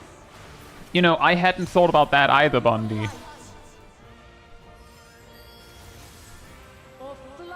But it does come with the same kind of logical reasoning of, well, I should keep the totems because I can turn them into weapons if I want to have the weapons at some point. Or I could descend them now, and then I just have the material.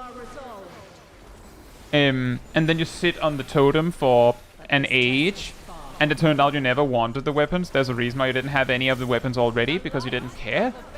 Like, that's part of the reason, like, part of the reasoning with why are you sitting on the totems in case you want any of the weapons. There's a reason why you don't have any of the weapons right now. It's probably because you don't care.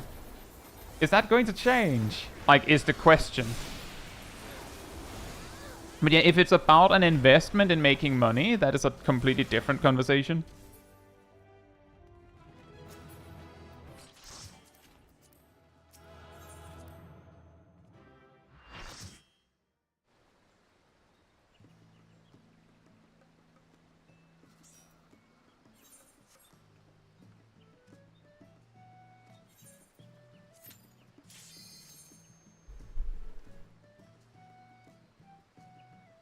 Jules has got me cleaning my retainers now. It's the big clean out stream. We just talk about efficiency and cleaning out your inventory until everyone feels this compulsory sensation that they need to clean out their inventory. We just keep talking about it until it works. It's Galaxy Brain time.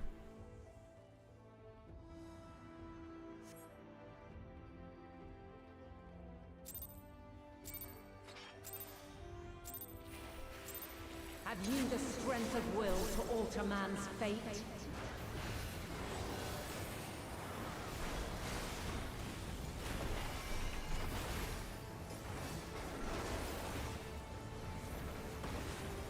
How do you find on Dynamis is so dead? Well, the positive side is that you can hop to the other data centers.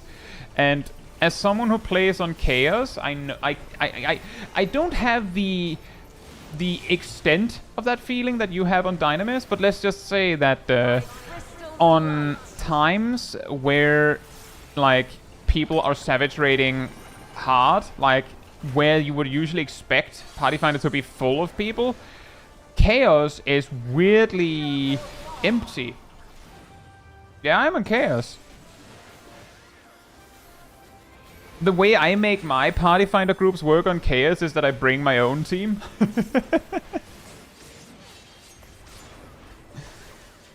Like, I'm not joking. I was collecting some footage for something in relation to the Party Finder for a future video, and I actually hopped over to Light to get footage of a Party Finder that actually functioned for what I was trying to demonstrate.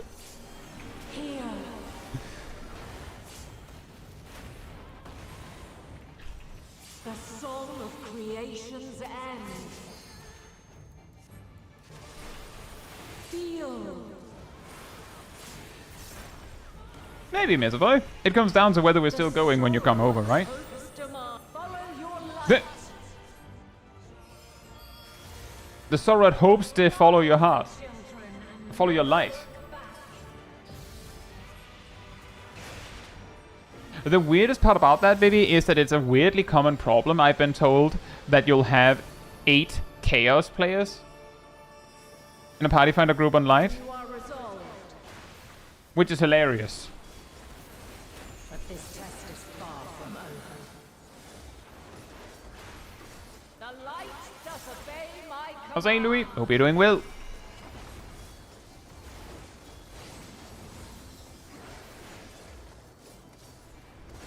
See, Eric says I'm trying to get all my crafters maxed and I can finally clean all my bags and retainers. Yeah, exactly. That's also kind of what I was getting at a little bit earlier, is that part of the problem with cleaning your inventory is that while you're leveling the crafters, you might not know what items you can get away with dropping.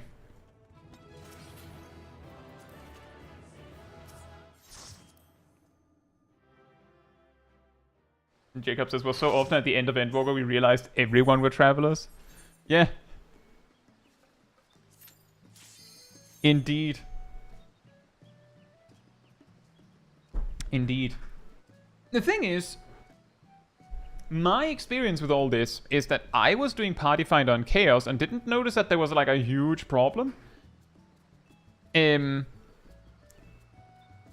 by the time I realized there was a problem, I had already gotten to a point where I generally didn't need to rely on Party Finder for things.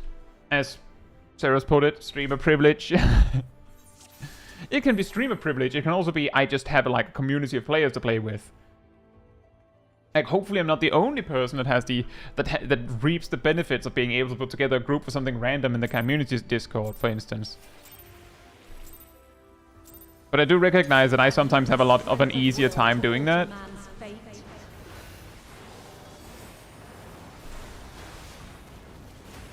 Didn't Chaos used to be the raiding data center? I'm pretty sure Light was always the raiding data center. Which is the reason why when the doors opened... Like, actually, to be honest, as far as I know, it used to be the case that both were, like, reasonably balanced, as far as I heard. But if, like, basically, you open the door and it turns out that they're almost, they're almost identical, but Light had slightly more players. Like, let's say, like, for the sake of example, Light Party does ultimates, made Light more popular. Oh, well, there you go. But yeah, my point being exactly that. All it takes is that one of them has a slight advantage over the other. Like, for the sake of example, all it takes is that one of them has 51% of the raiders and the other has 49%. It just takes enough players noticing this and then going, well, I mean, there's a very slight advantage going over there, and then suddenly it's 52% to Light. Then it's 53%, then it's 54%, then it's 55%, then it's 60%, and then people start to move more, like, faster, because it's like, well, I mean, the people are over there, and then it becomes 70%, and so on and so forth. We've seen basically the same thing. Don't worry, Ceres. I get the joke of it. Like, I get the comedy of it. And it's not entirely wrong. Like, I will say, I make a stream and go, we're farming Zodiac. Bam, full party. Someone asks if people want to do Zodiac at some point where people can on the Discord. Sometimes a few people will show up. I don't know if it gets a full party. So, like, I recognize that, yeah, definitely, there's an advantage here. And it would be unfair to ignore that. But we've actually seen, and yeah, surprisingly, we get back to World of Warcraft again. We see this in World of Warcraft on PvP servers. World of Warcraft Classic in particular. Every time they've opened new realms, like new, like, eras of Classic, what you'll see is that some few servers will have, like, a reasonable balance. Like, they'll be kinda fairly balanced. But some of them will, like, lean heavily, and over time you'll see that the population becomes, like, closes in on 100% because the players that are on the losing faction leave, and then it becomes, like, an alliance-controlled realm or a horde-controlled realm, and then they dogpile it because it's safe there, which is really ironic because, like, you join a PvP server because you want a PvP, right? No, it's because you want to win. You join a PvP server as the winning team because you want to win. And it's the same on a PvE server. If you can't party with the other faction, then it is better to just join a server where there's only your faction. Like, it makes no difference. Might as well make sure everyone is on the side you can play with. And retail got it so bad over the years. Have you the strength of will to alter man's fate? Retail WoW got it so bad where, like, the thing is, initially, if both factions are reasonably balanced and are reasonably, like, equal, hypothetically, then you should expect to have, like, a reasonably equal split of players. But in TBC, supposedly, Horde had a colossal advantage because their Blood Elves had a way better ratio than the Draenei. And the Blood Elf Paladins had a better faction-specific seal than the Alliance. That part was fixed in Wrath, because they just gave all Paladins the same. But the damage was already done. Damage already done. People had started switching to Horde because Horde had an advantage, and because they had an advantage, it meant that the hardcore raiders that would move faction for the sake of an advantage had moved there, which is often the... Oh, I did it again.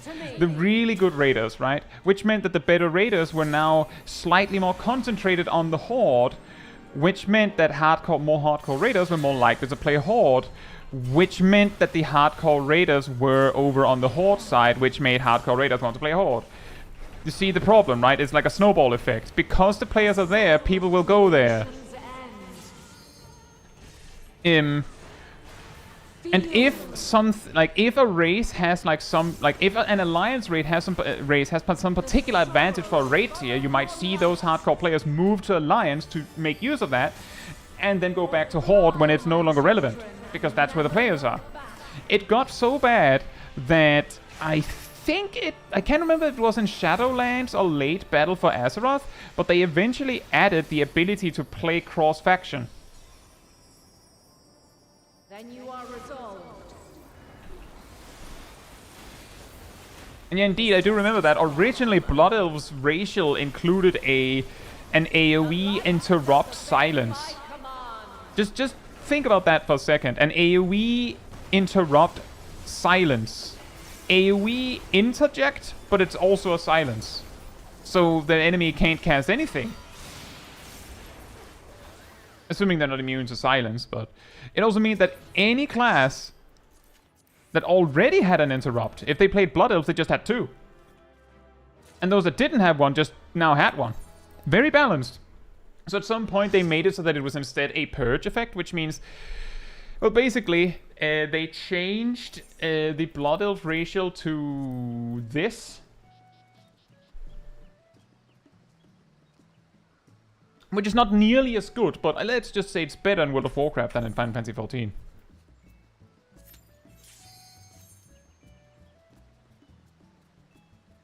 Exactly, Nox.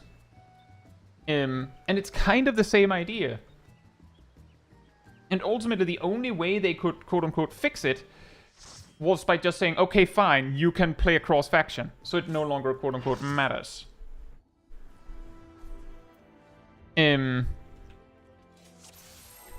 That is also the reason why when I made a video about worldwide data center travel, my suggestion was we probably need at least region-wide party finder first.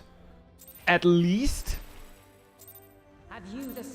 And region-wide party finder would be the, comparative to you can't play cross-faction. It's not quite as bad, because you can just hop over to the other data center, right? But comparatively, that would be the closest comparison to you can group cross-faction, is you can just party find across data center. Boom. Was it Dragonflight they did that? Wow. By crystal's light. Oh, cross-faction guilds.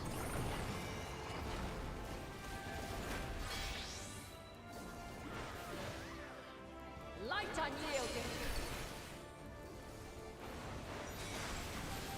The funniest part about it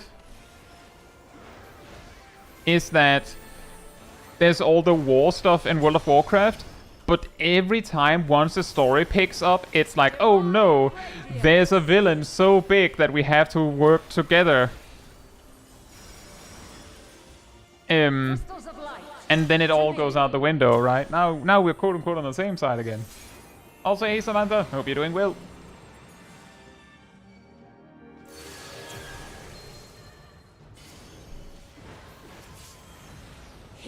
That is a very unfortunate sequence of events, Samantha. Switch faction just so you can play Mythic Plus where people are, and then they may say, oh no, you don't have to do that anymore. Like, you were perfectly too late.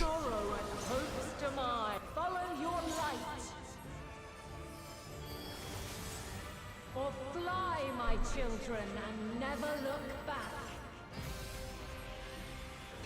Exactly, Nick. Azeroth will have to stand united, and enough. And oh, but if you knew who I had seen, if you knew what I knew, are like three amazingly common things in World of Warcraft. The first one being it's a game with two, like, warring factions. Why are they always, like, teaming up if they hate each other so much? And the enough is, Final Fantasy XIV might have done this a bit, a few times. I don't think it's as obvious when Final Fantasy XIV does it, but enough is basically you fight a boss, like, back and forth, and then at some HP percentage, they stun you for 2 minutes. And they usually do it by saying, enough! And then you get knocked back, and then you're stunned, and then they just start monologuing. And then just as the stun runs out, they poof out of existence. Like, they teleport away or something.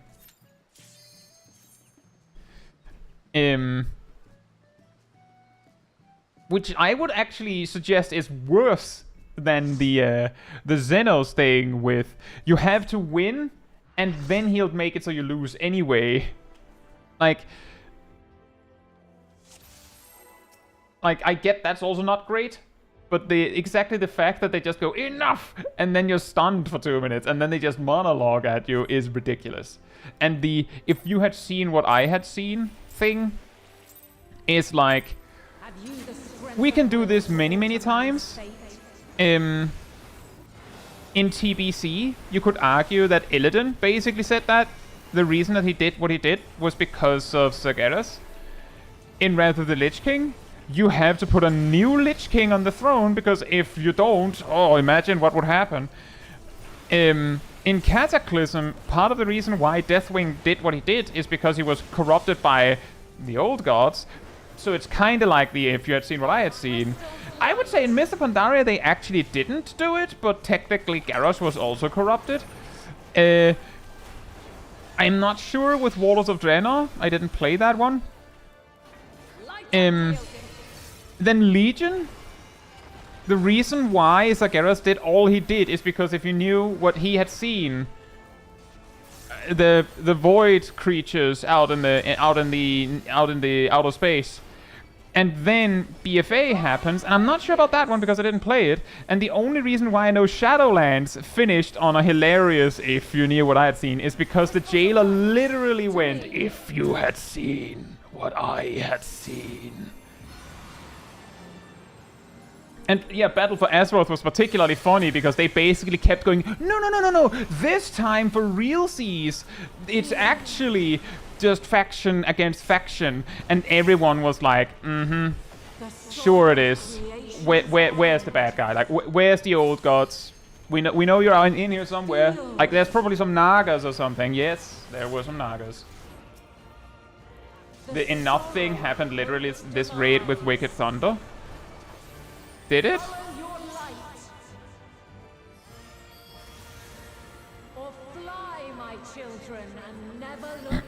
When does that happen in the Wicked Thunder fight, Bundy?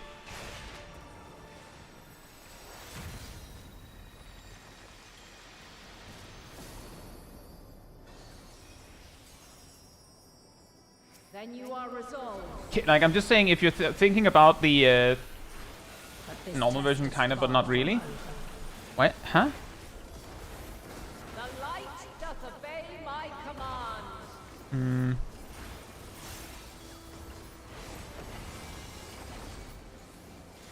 I mean, in fairness, Bondi, isn't it, like, I'm pretty sure the point is that it's a duel. You're not supposed to kill your opponent.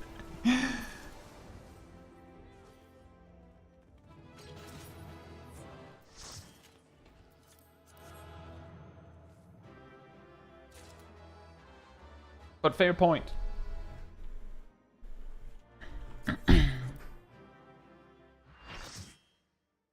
But yeah, like, the funny thing with that in World of Warcraft is basically that it's like over and over again, it's the same technique of, oh, what if there's a bigger villain?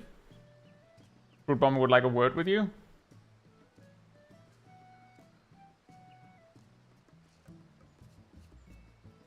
Okay, you're right. We have the soul, they have the souls, so we're okay to basically beat the snot out of them. But we basically signed that we don't want to have replacement souls, and that's how the rule works. So, yeah, I guess you're right, that it is kind of a battle to the death. except they can res. I guess Wicked Thunder doesn't do that.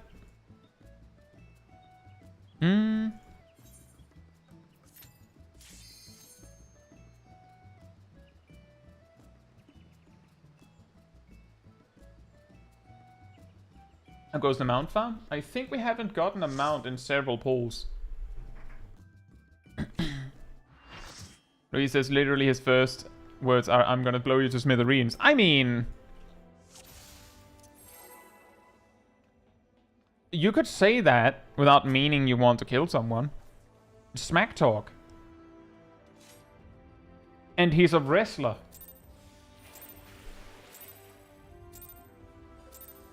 Have you the strength of will to alter man's fate?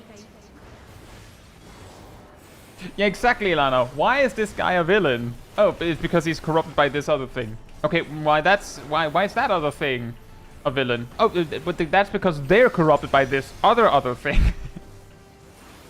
Exactly, I was like, he's a heel. He would probably still say that if he wasn't allowed to kill you. And also true, Sally. It's us who are weird about it and like, no, we don't want to be able to rest.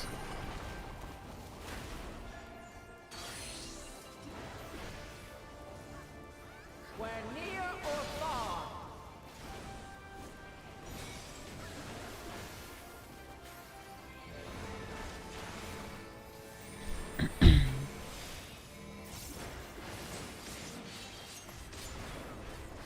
That's correct, Darth. But Honeybee Lovely is also putting on a fake persona.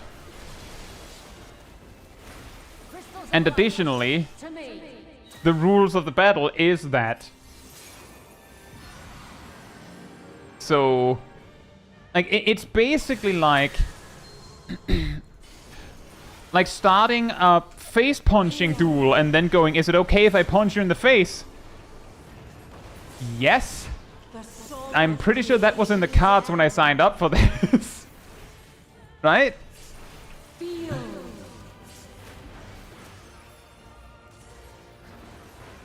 The sorrow and hopes follow your light.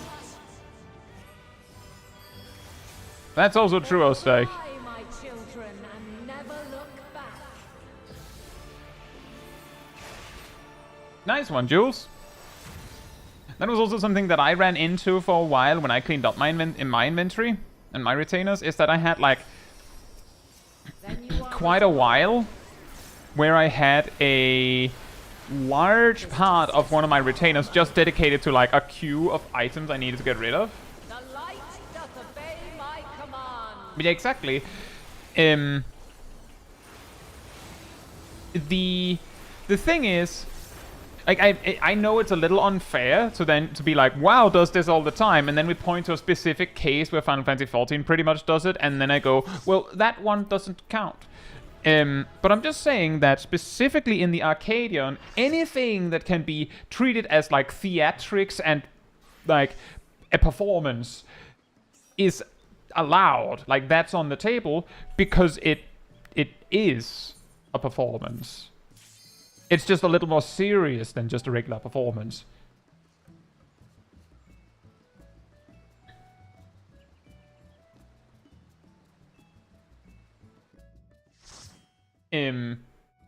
Like, it would make sense if, like, if World of Warcraft one day added, like, a raid tier where you actually fought through, like, a gauntlet of, like, battles for pure entertainment and you're in on it, it would make perfect sense if, like, at least one of the bosses was like, hold it! And then you, like, just stop attacking them. Like, you don't even get stunned. It, like, he just stops taking damage and then just does his thing because story reasons.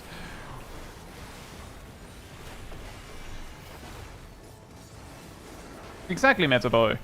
Exactly, it's like WWE where there are storylines, but the herd in the arena is real. Like, that's also the reason why Brute Bomber drinks banned compounds and the ref bot is just ignored. But Wrath of the Lich King had a tournament arc. Correct. We're near or far. Correct. Did they do some theatrics in that tournament arc? The tournament arc, for those out of the loop, is that in Wrath of the Lich King there was a raid tier called Trial of the Grand Crusader, which was literally like a boss rush. Crystals of light. To me.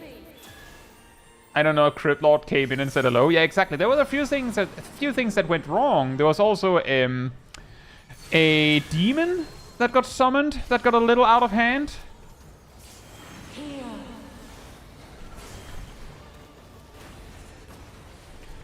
You face Jaraxxus, Eridar Lord of the Burning Legion. Feel.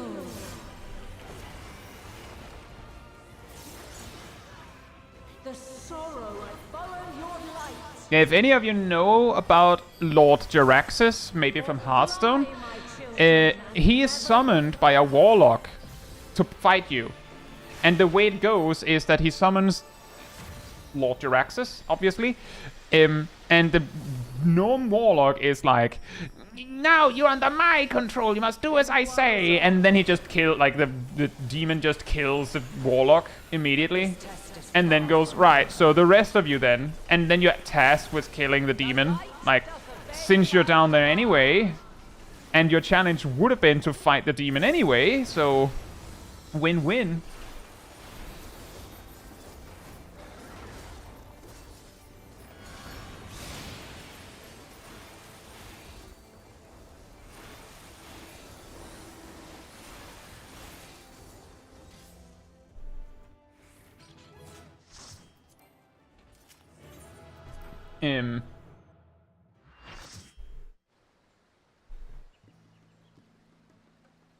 And yet in the same way, the Crypt Lord thing that happens is also really where the mounts. Yeah, I agree. How many clears have we had with no mount drop? What happened? Is she out of mounts? Also, hey Chili Taters, hope you're doing well. Does demon get deaded? Yeah, well, of course. You kill the demon. Like that's how you progress. And if you like, the thing is, Lord Jaraxxus is, aside from that, a reasonably forgettable character. He doesn't do anything else in the game. Like, that's all he does. Like, he's just there as a fight. That's it. And he's not special to the story. He serves no other purpose in the story than being beaten in that moment. But the thing that makes him so memorable is all his voice lines. Like, he's so irrelevant that the only reason why he matters at all is because his voice lines are so funny.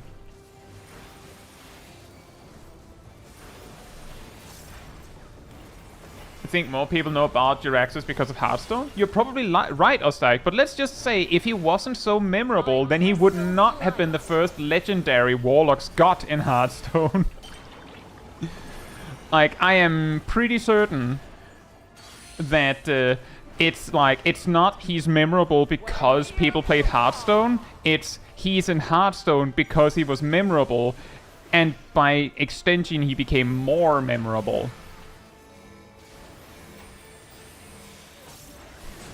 Like, every single voice line that he has in Hearthstone is basically a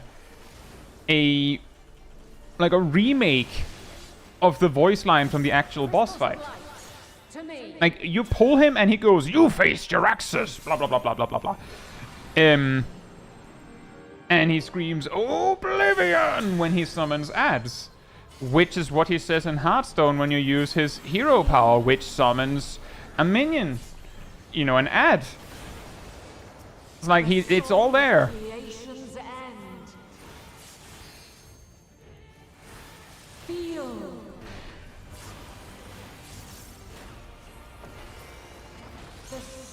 Hey KZ, hope you're doing well.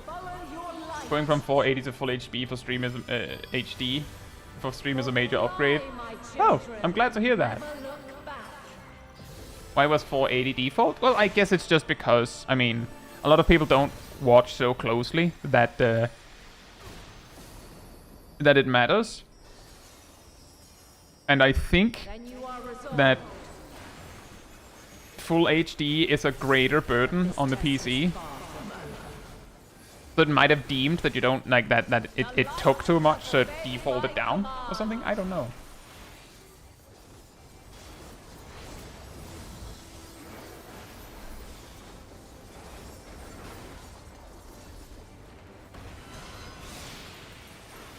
It's still a demon, so it gets sent back to the burning, to the twisting nether. But yes, they could show up again, that's true. I don't actually know about that. I feel like there was something in Legion that said that those rules might have gone weird. I'm not sure. Just enter the cat face. There were some people that said that they had to go, so maybe we need some switch-ins.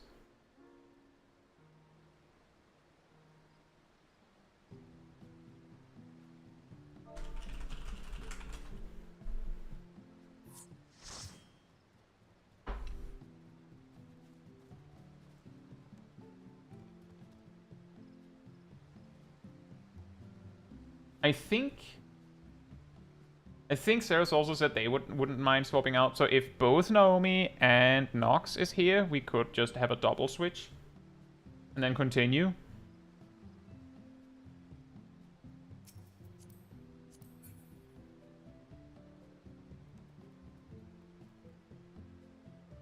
Do you already have the mount, Naomi?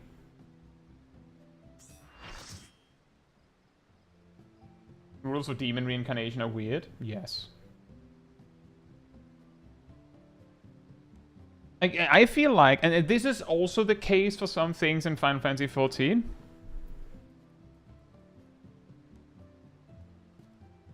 But that sometimes with these kind of quote-unquote timey-wimey and life and death stuff, that they leave it confusing deliberately so that they can decide what they do with it later. So that they can be like, oh, well, actually, we don't want to reintroduce that character.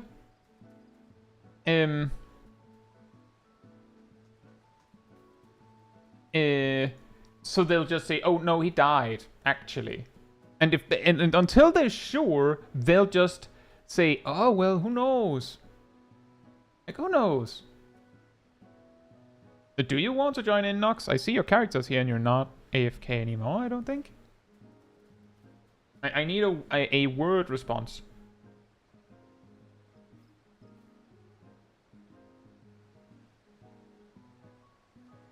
You can join. In that case, Sarah's, we have a switch in.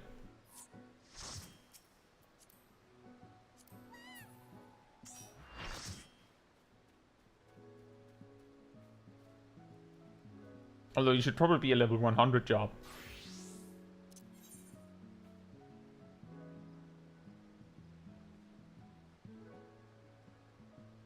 Odin in South Shroud right now? Well, we're farming this.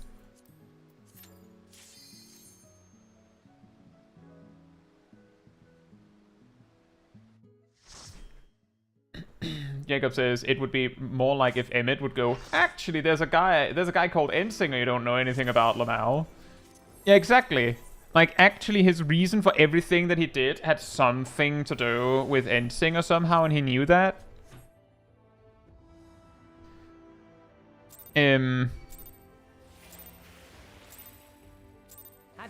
That's true. It's a pretty good comparison.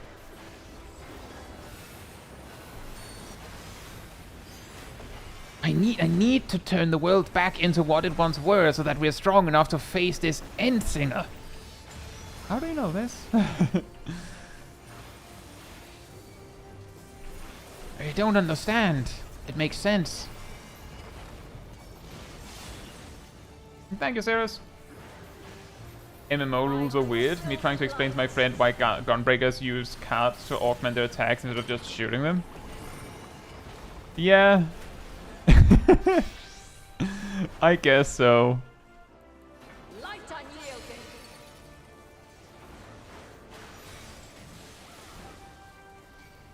That would add extra irony to the Elbit sequence. Yes, it would. Like, somehow he figured it out. Divine radiance. Divine radiance. Wham! Crystals of light. To me.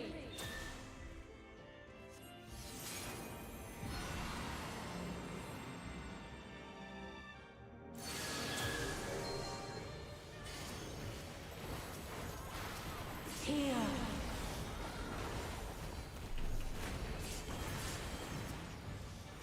Just tell your friend that a point-blank explosion hurts more than a far explosion. I guess the thing that makes it even more confusing is that you have lightning shot. Follow your light. Or fly, my children, and never look back.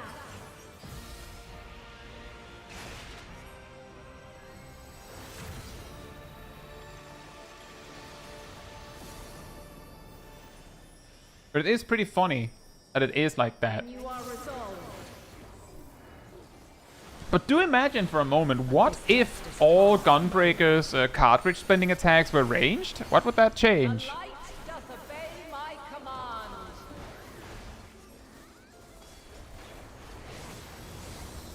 And I just want to add that my brain immediately went, well, you said all the cartridge spenders, so not the continuation attacks? And then I thought, yes, correct, not the continuation attacks. And then it would be like, well, that's kind of pointless then? Thanks, but no.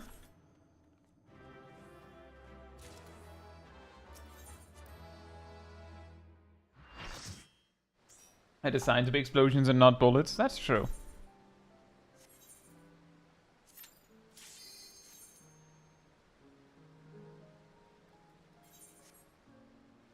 That is true.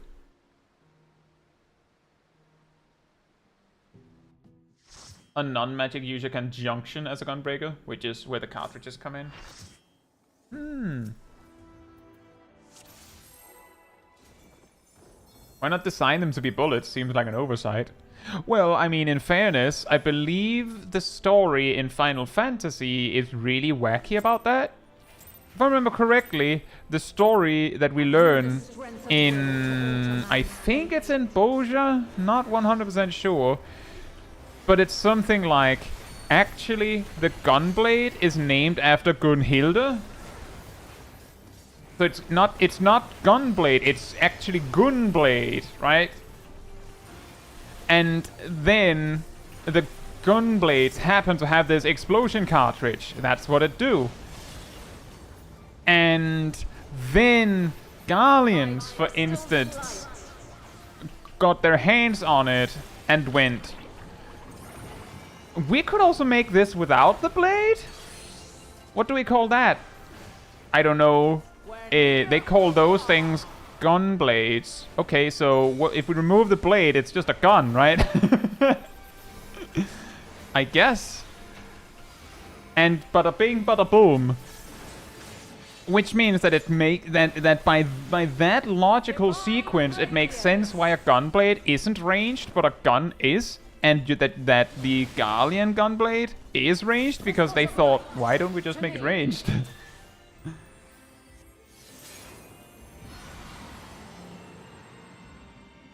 It is quite silly. Admittedly, it's quite silly.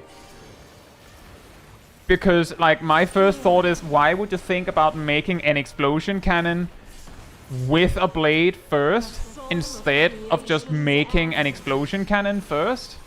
Like, surely there would be a step in this process where you added the explosion cannon, added the blade to the explosion cannon. Right? Right? Like, I'm pretty sure in actual history that people first made guns, and then at some point there was indeed the idea of a gun blade. But first of all, the actual gun blade in history had the gun basically where you have the crossguard. Because if you try to aim like a heavy, like a sword like that, it's going to be really, really hard because it's like it gets really heavy to hold it like that.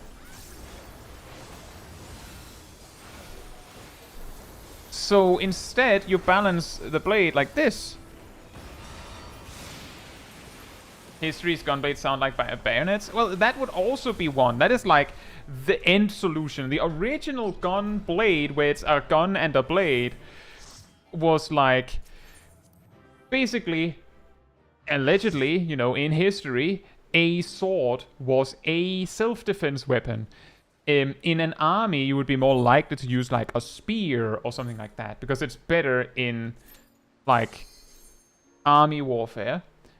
A sword was like the everyman's quote-unquote handgun.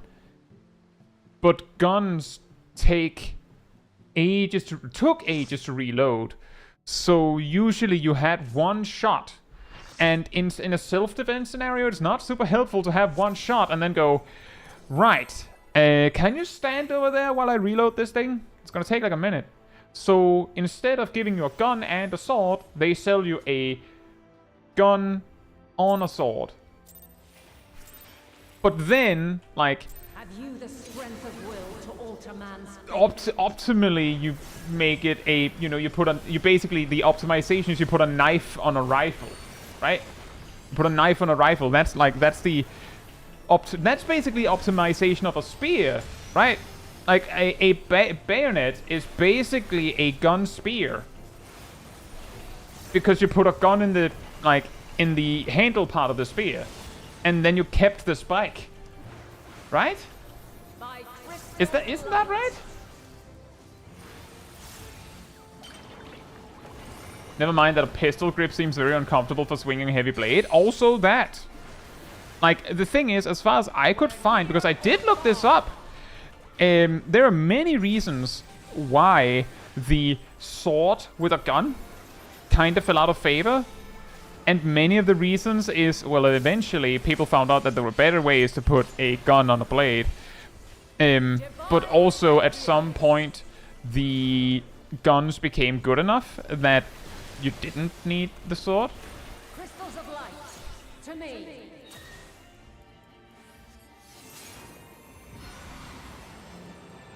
Did y'all see the guy that made a Nerf gunblade? Yes.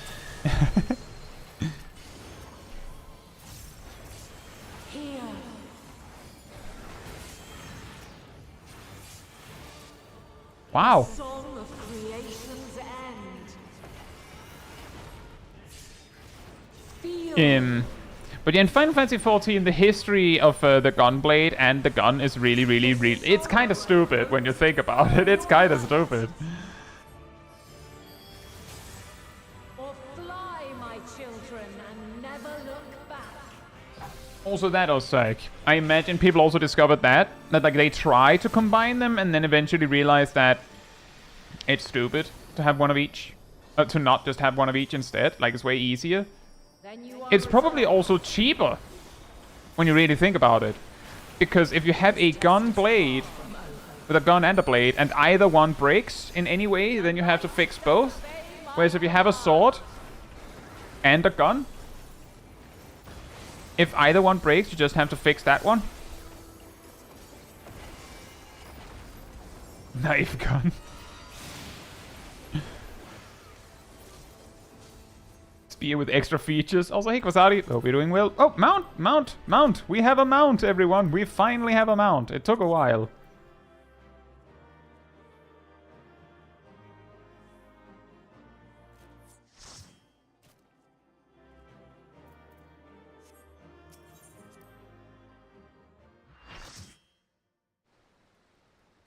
And then somehow, with this giant gun sword, I can just float around in the air for like 8 seconds, just going swish, swish, swish, boom with my line. Yes.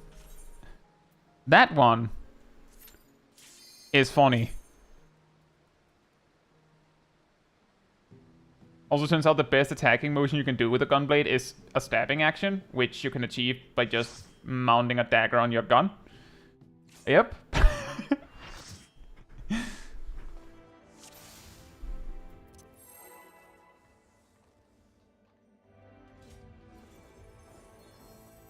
Pen gun, mightier than the sword. Sword gun, mightier than the pen gun. Have you the strength of will to alter man? Hey, Buzzolini. Hope you're doing well. That's really funny.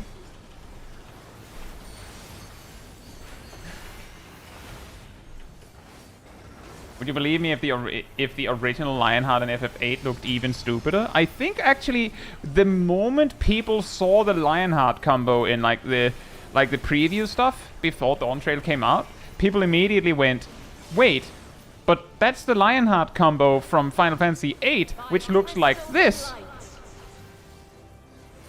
And yet also looks kind of silly. But I feel like the thing that makes it somehow okay in Final Fantasy VIII is that in older not older games, in turn-based games, they can often get a little crazy with the flashiness of attacks, and like you've already had to suspend your disbelief that everyone's waiting and taking turns. So they might as well get silly with it. Right? Like, when you really think about it,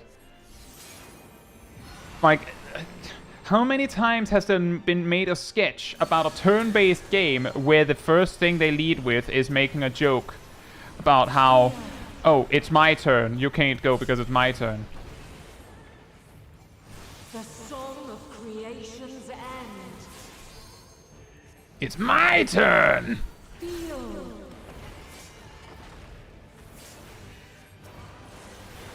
sorrow and hope's demise. Follow your light. Or fly, my children, and never look back. Because it's such a low-hanging fruit. Well, I mean, I think it's funny if they do it in a new way. Wild boss that goes, enough, it's my turn! Then you are resolved. The wildest limit break in FF8 is just the end. Isn't that the one where it just cuts the credits and then you automatically win the fight? The light doth obey my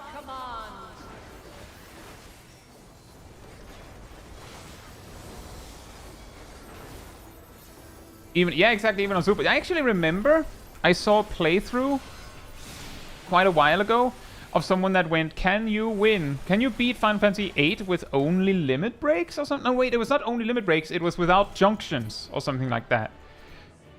And I would say when you reach the point where your only chance is pretty much, oh, you just have to like randomly roll the end with this limit break that is actually random, like sort of random. When you reach the point where the only way you can win is by holding out until you can press the I win button, then I feel like it's okay to say, I guess you can't. But I mean, it would still, like, if I went through the motions of making a video like that, that would take a long time. If that was what kept me from doing it, I would certainly give it everything I had to make sure that I at least had the victory and didn't just cut it short. Right? Like, if I had put that much time into it, so I get it. But, yeah. That's why I know about the end at all.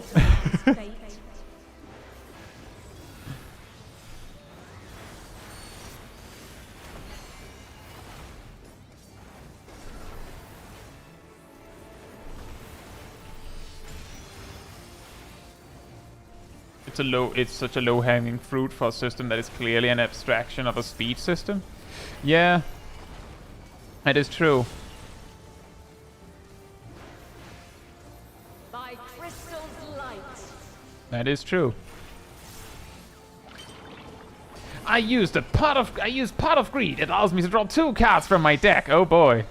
Well, I mean, the joke there originate. Like, I would say Yu-Gi-Oh had that one coming, because as far as I know, they explained what Pot of Greed does too many times.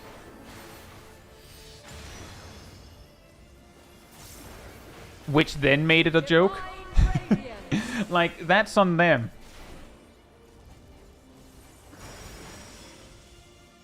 Crystals of light, to me.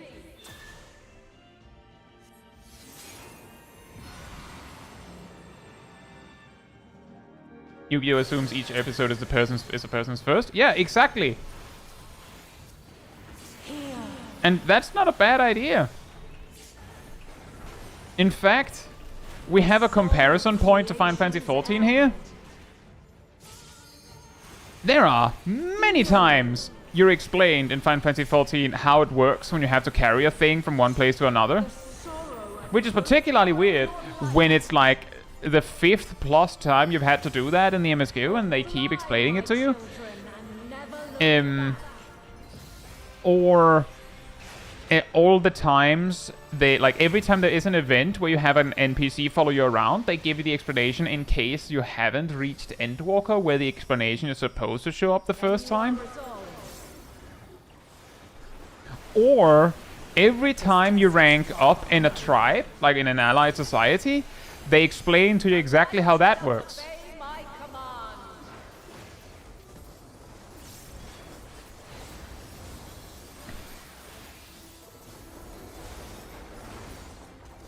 And that's also true, Casey. I think that the idea is that, like, what you'll see, I feel like, is that if you're watching an anime and it is, you know, it is kind of a mainstream anime that is clearly something that might be like just straight up shown in TV, there's a much higher chance that it will have a significant portion of the start dedicated to what happened last time. Because by explaining to you what happened last time, they can have an overarching story without you being left out. But it also means that they get less stuff done in each episode. And Pot of Greed showed up a ton. Yeah. I think I have talked about this recently on the Discord. That I think it's so funny that they have time dedicated in a battle, like in a card game battle to go. And then he drew 2 cards. Like, wow. But on the other hand, like, the reason being that, well, couldn't you just have, like, said it's a story? He happened to have the exact card he needed in hand. But let's say this, like, he's been playing 2 or 3 cards per turn. And, like, this is turn 3 or 4. If he does, like, if he just keeps doing that, then he has negative cards. If people actually are counting. So we let him draw Pot of Greed so that we can say for certain, no, he has cards. Because we made sure he did. And then you can figure out what those cards are later, but you can just go, well, he has this many cards. Because it makes it seem a little bit more quote-unquote realistic. Also, welcome back, Metaboy. I think you mainly missed conversations changing subjects.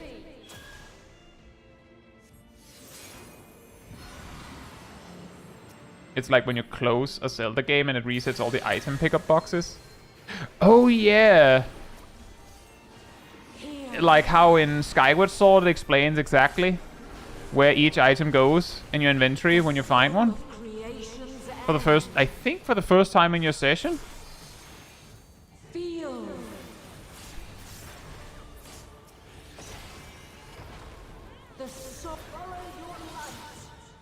The sorrow, follow your light.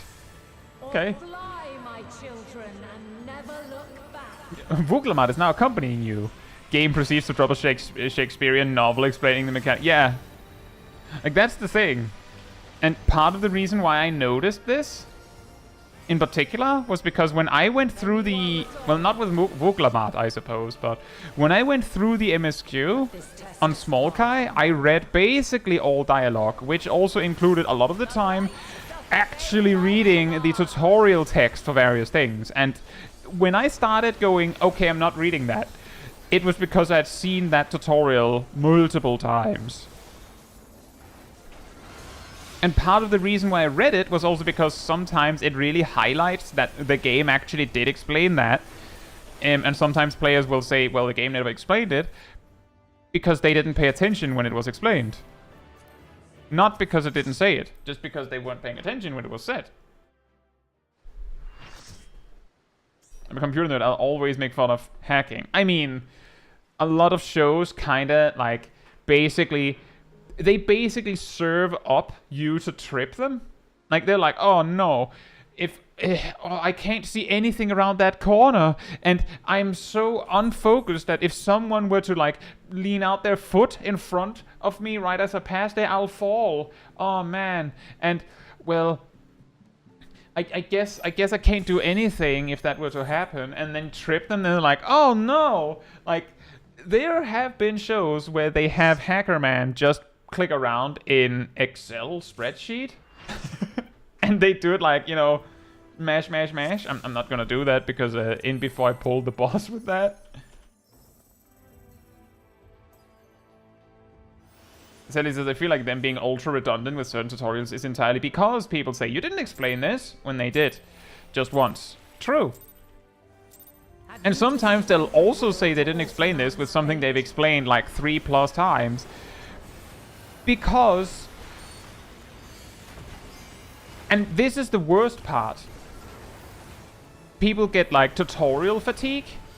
Like by the time you get to like level 50, I would say, maybe 60, you've gotten the Shakespearean novel explaining the mechanic in text only so many times that there's a possibility that you'll just go, I don't care, I'll figure it out, I don't care, I'll figure it out, and just mash through it. And then you'll go, oh wait, I think that was important, when you realize that you can't actually just figure it out.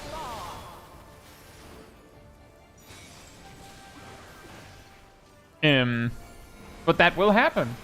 Is that like there's no way you can win. Like I've done this same kind of exercise with other things. It's like, oh, well, the reason why people are bad is because the tutorials aren't mandatory. Well, if you made them mandatory, then people would find a way to force their way through without learning the lesson anyway. If they don't want to learn it, they will not learn it. If you overwhelm them with tutorials, they'll also just get annoyed by it. People are not paying attention to tutorials. Well, if you just drown them in tutorials, they'll stop paying attention to them. Like, you can't win.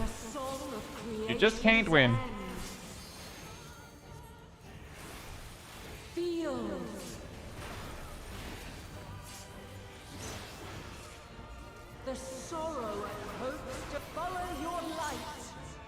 Leading horses to water, yeah, exactly.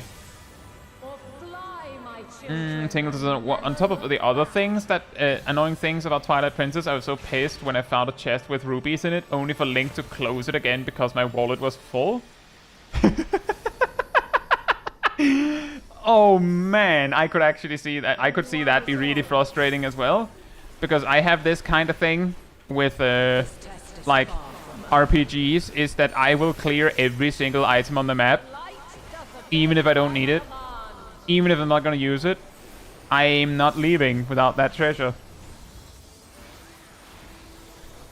So I would find that as not annoying as well. I actually, like, you see this happen in Palace of the Dead, when I, like, go to a chest and it's like an item that I can't use. Oh, mount. Mount. It's an item that I can't use. I will often revisit it like 2 or 3 times.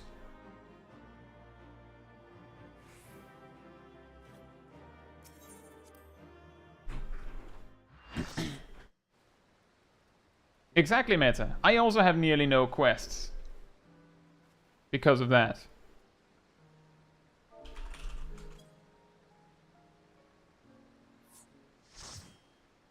Meowt. Do we have anyone that would like to sub in for a few more runs?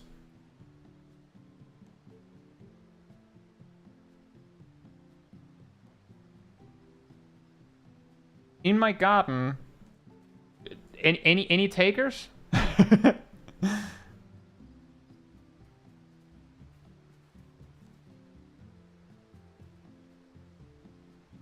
Because I see Melo's AFK and Rost is AFK. I see Sip's dead.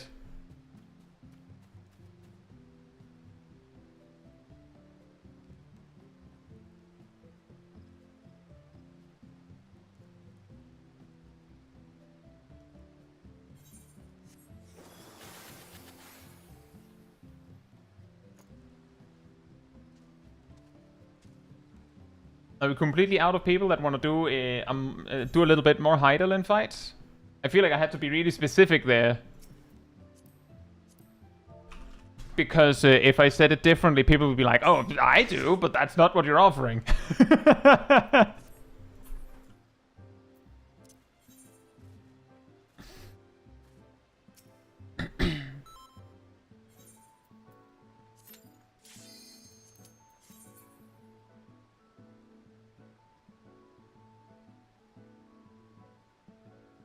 That's actually one of the funniest ones, Ostek.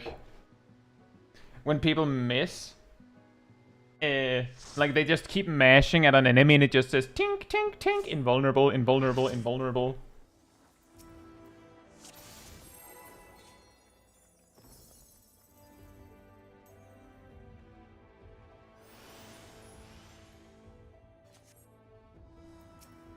So 12 in. Another one is Cruise Chaser. When people keep bashing that barrier from behind and it does nothing. Casey, I've also done it. Sometimes I've done it if I'm too focused on something else. But, you know, eventually you'll switch target, right? Like, that's the important thing. It's like you go, oh, whoops. I didn't see it.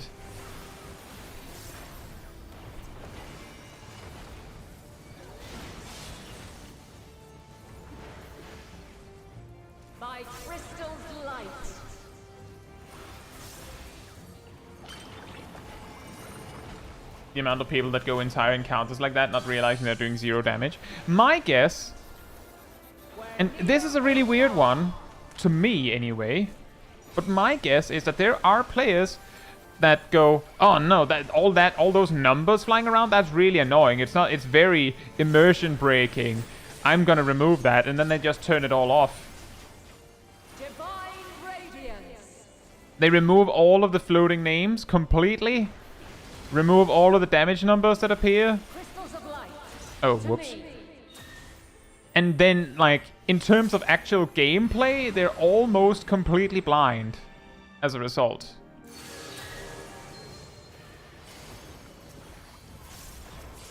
Here.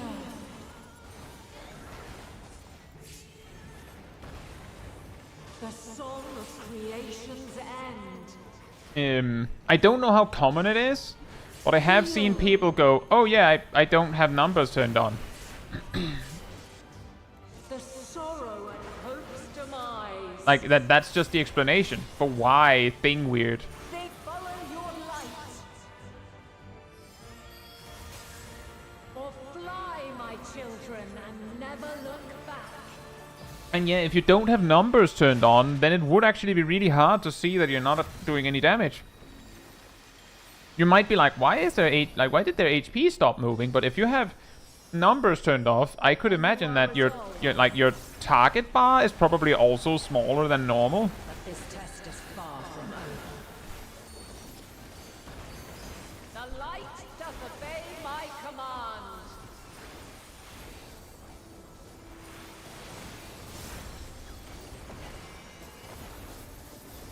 Like, I can see the argument that the numbers get a bit in the way. Like, I noticed, like, now that we're talking about it, I noticed that there was like just one big clump of damage numbers from everyone else, like just covering a part of Heidelin there, just completely. And those numbers do nothing for me. I don't care, but they come in, like, they're like, to me it's a package deal. I need to see it all. And when I played World of Warcraft, like, if you've seen World of Warcraft with like as little add-ons as possible, you'll see that like the numbers fly everywhere, and when you AoE it goes completely insane with the numbers. A little bit like here, but not quite as crazy here because you attack slower. But I always, like, one of the first add-ons I would always install was like a really old one that I don't think has been updated in years, but somehow still worked, called Mix Scrolling Battle Text, which basically put all the output over here and all the input over here, so that if I got healed, I would see it on the left, and if I took damage, I would see it on the left, and if I did damage or healed, I would see it on the right. And they would clump them together, so they, like, instead of going, oh yeah, you use decimate and hit like, she'll show 10 numbers, it would go 10 hits, and then show how many of them were crits, and then show the total damage. So that I could go, oh, I did a million gazillion damage with that single decimate, because I don't actually care how much damage I did to them individually. I'm actually more interested in the total damage, come to think of it. Like, if I'm offered the choice.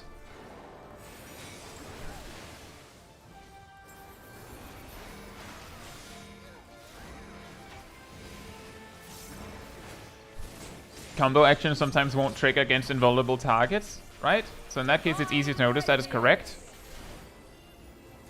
Oh, whoops, I did it again.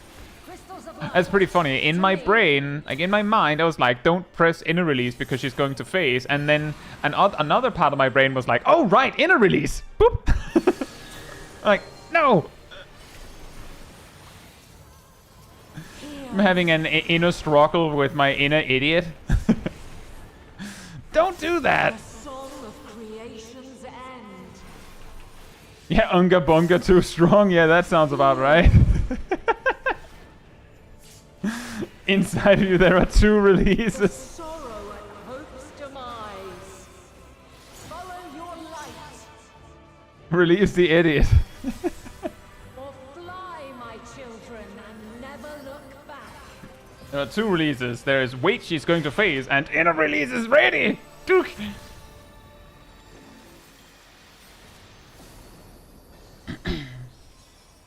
But your combo actions are very inconsistent with where they still quote-unquote work and don't work against invulnerabilities. In the same way that sometimes a black mage can extend their umbral ice or astral fire on an invulnerability barrier, and sometimes they can't.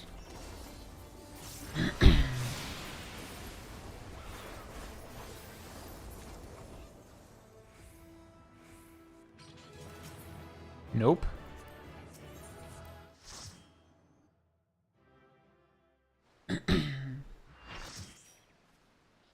Marcus? I don't know. Like, genuinely. That's it. That's the story. I don't know. I don't know why it's inconsistent like that.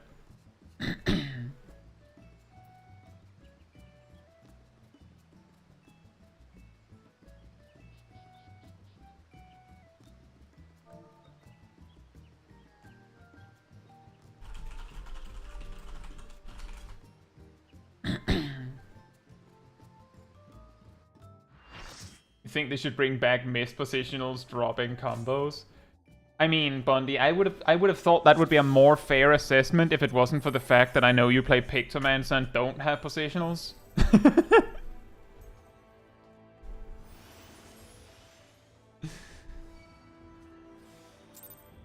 Have you the strength of will to alter man's fate?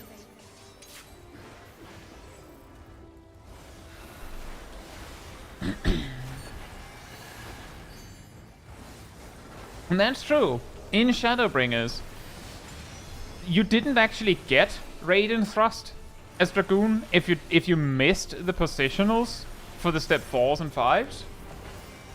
Which is pretty funny when you think about it. By crystal's light.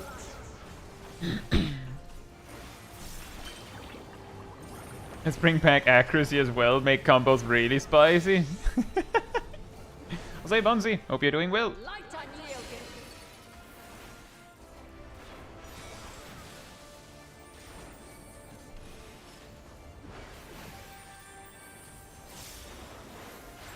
A half drop?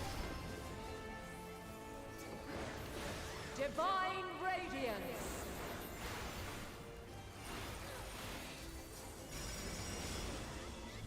Crystals of light. To me.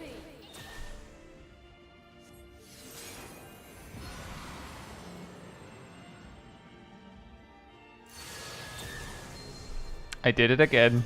I did it again.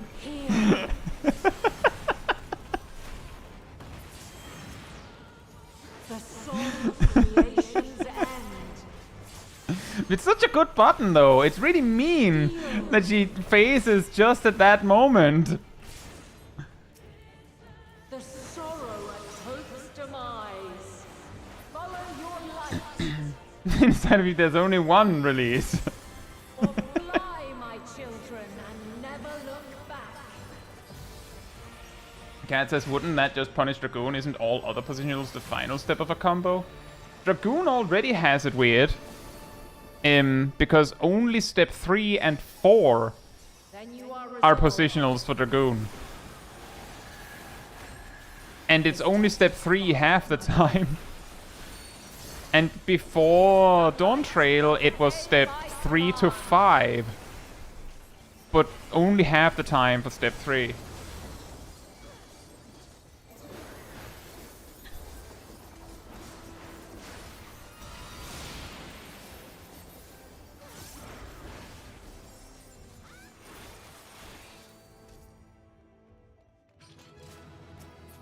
Oh, mount!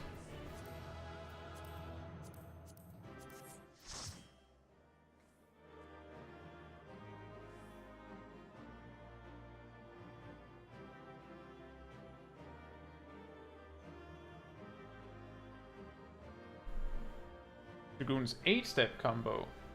Well, nowadays it's 10.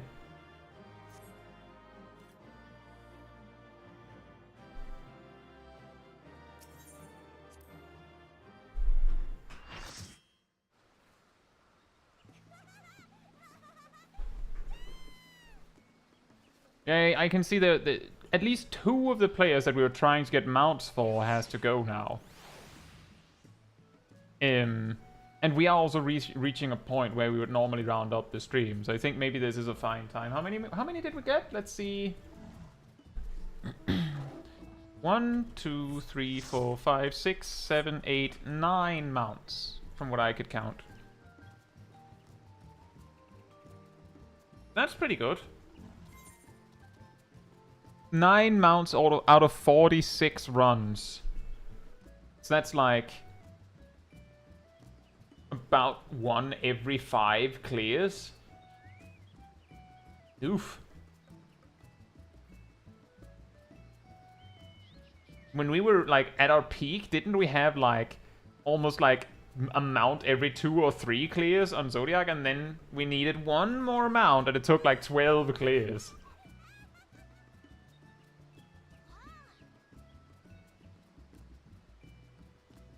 You see, the interesting part there, Bundy says, my favorite part is about Dragoon's filler rotation.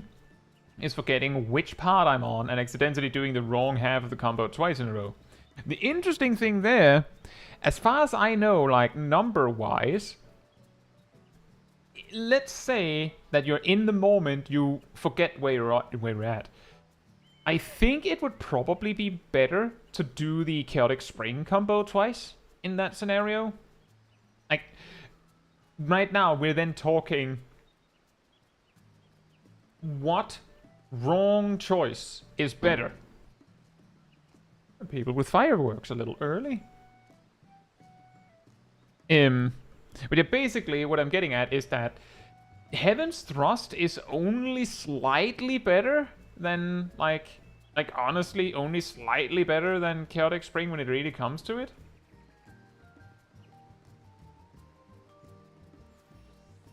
And if you do the Heaven's Thrust combo twice, you will lose the damage buff and you will lose the dot.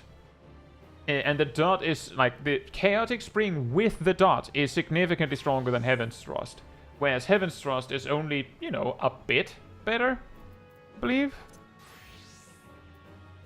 It's 100 potency on Heaven's Thrust. But Chaotic Spring is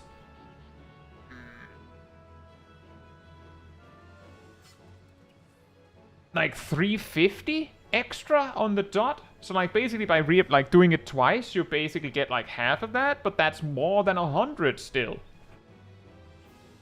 How much theoretical damage do you lose overriding your dot though? Well, the combo sequence is 25 seconds, right? So under normal circumstances, you will reapply Chaotic Spring almost exactly when it runs out.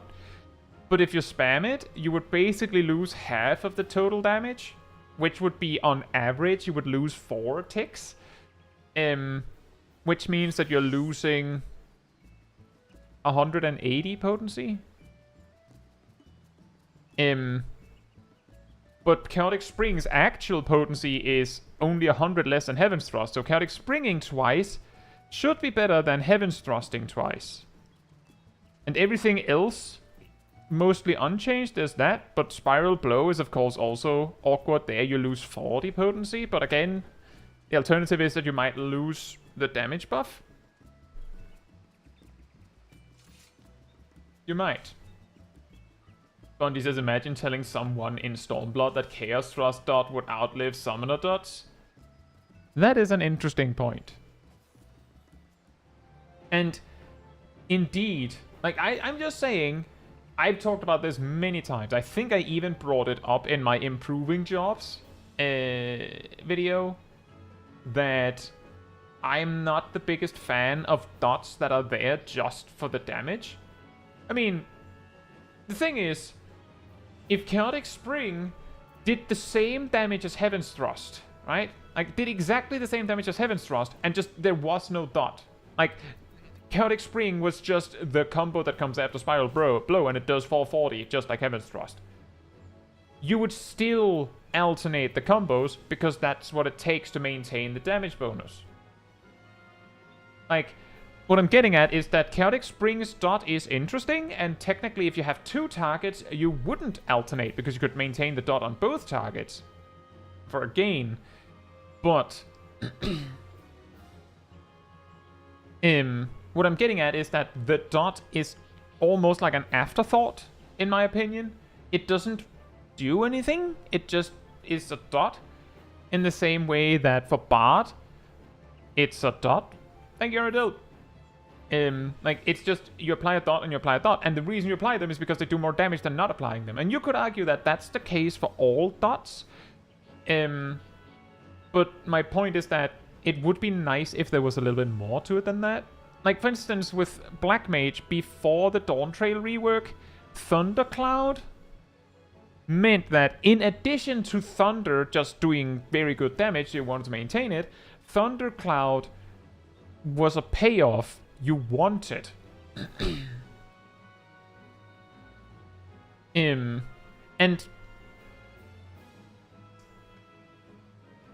come to think of it, I don't think there are any dots in Final Fantasy XIV anymore that actually has a purpose. Beyond it does more damage than not having it. And again, it might sound silly to be like, why can't you just have a dot for the sake of having a dot? You can. But I'm just saying it would be pretty boring if the Dragoon rotation was changed so that if Spiral Blow gave you an orb that made Lance Barrage do more damage, and Chaotic Spring gave you an orb that made Heaven's Thrust do more damage, which is what Monk got, it wouldn't change your rotation. But it makes it so that the rotation is just, well, you use that because damage. And there being a dot and a damage bonus attached kind of veils that just a little bit. It makes it so that, at the very least, the reason is a little bit more interesting than, oh, it does more damage. And because Chaotic Spring is a dot, there is an optimization on 2 targets exactly. Shady Tater says, I think it would be cool if each summon had a dot and using all 3 gave you Shadow Flare for the next trance. That is an interesting suggestion. Dokomori is technically a dot. No, that doesn't count. I say that doesn't count, Tristan, and and Death's Design doesn't count either. Death's Design is also not a dot.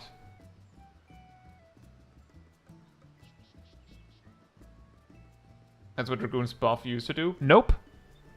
That is incorrect, Bonzi.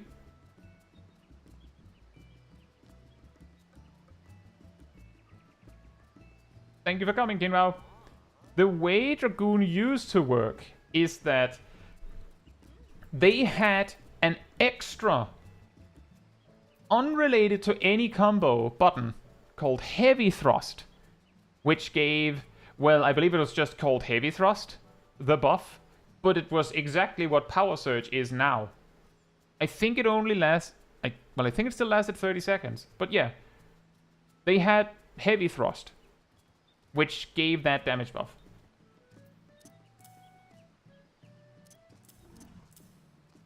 Then, in that time, Disembowel applied piercing resistance down, which made the enemy take more damage from piercing attacks. But no, Bunsey, the thing that I take issue with is that you said that's what Dragoon's buff used to do. This buff has always been there. It has never not existed. It was in A Realm Reborn.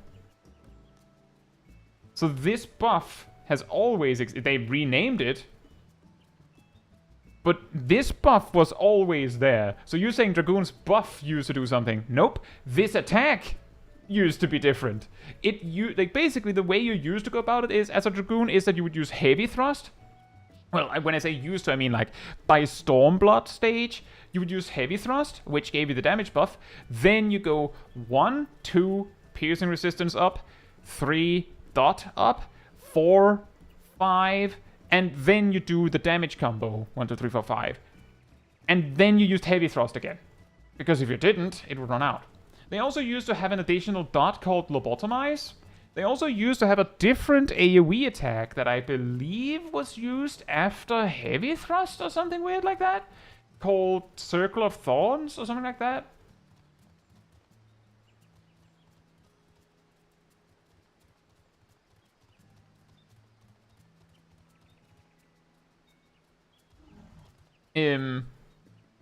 But yeah, strange that.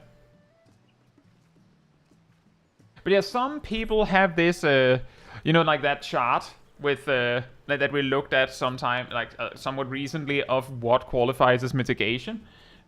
People have this what qualifies as a dot kind of mentality, and some players say that a debuff that increases damage taken is a dot because it increases damage, like it does damage over time to that target by virtue of increasing the damage the target takes.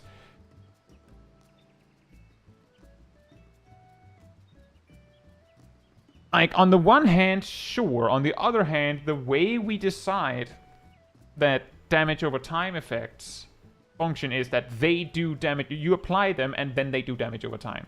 Like, they don't require further interaction, as far as I know. Reprisal is a dot. No, reprisal is a heal over time effect.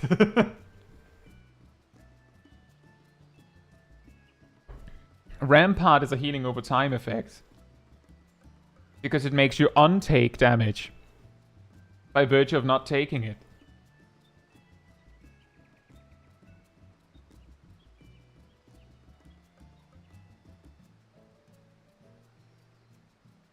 But yeah, part of the problem with the slashing resistance and piercing resistance, and I guess technically blunt resistance debuffs, is that they kind of presented this annoying situation where it dictated partly how your team comp needed to be. We have less of that now.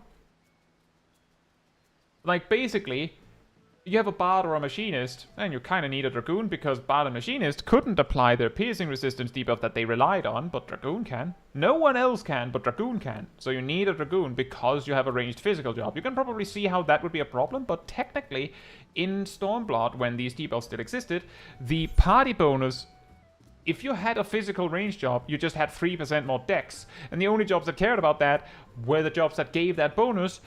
And I think by Stormblood, tanks no longer drew any real benefit from dex. I think.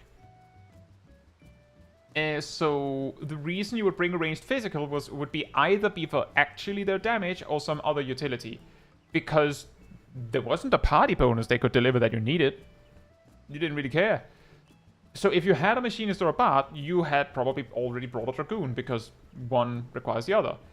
In a different circumstance, I believe it was something like Warriors and Dark Knights, I think, could apply a slashing. Or was it just Warrior among the tanks?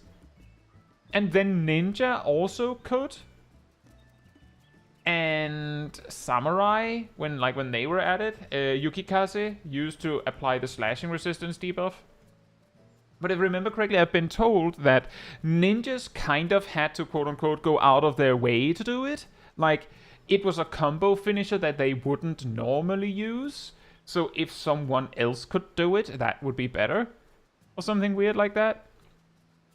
And warriors, like, they went through a little bit of a journey. I believe I heard that at one point, Storm's Eye was the one that applied the slashing resistance debuff.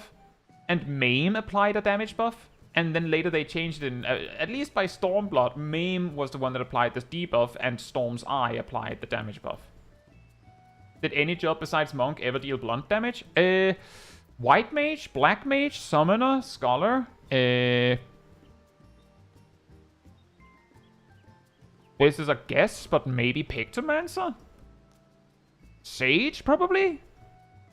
You see the problem, right? you see the problem, right? Just listing jobs that don't care about auto attacks. Oh, like with their spells? No. This is a blunt attack.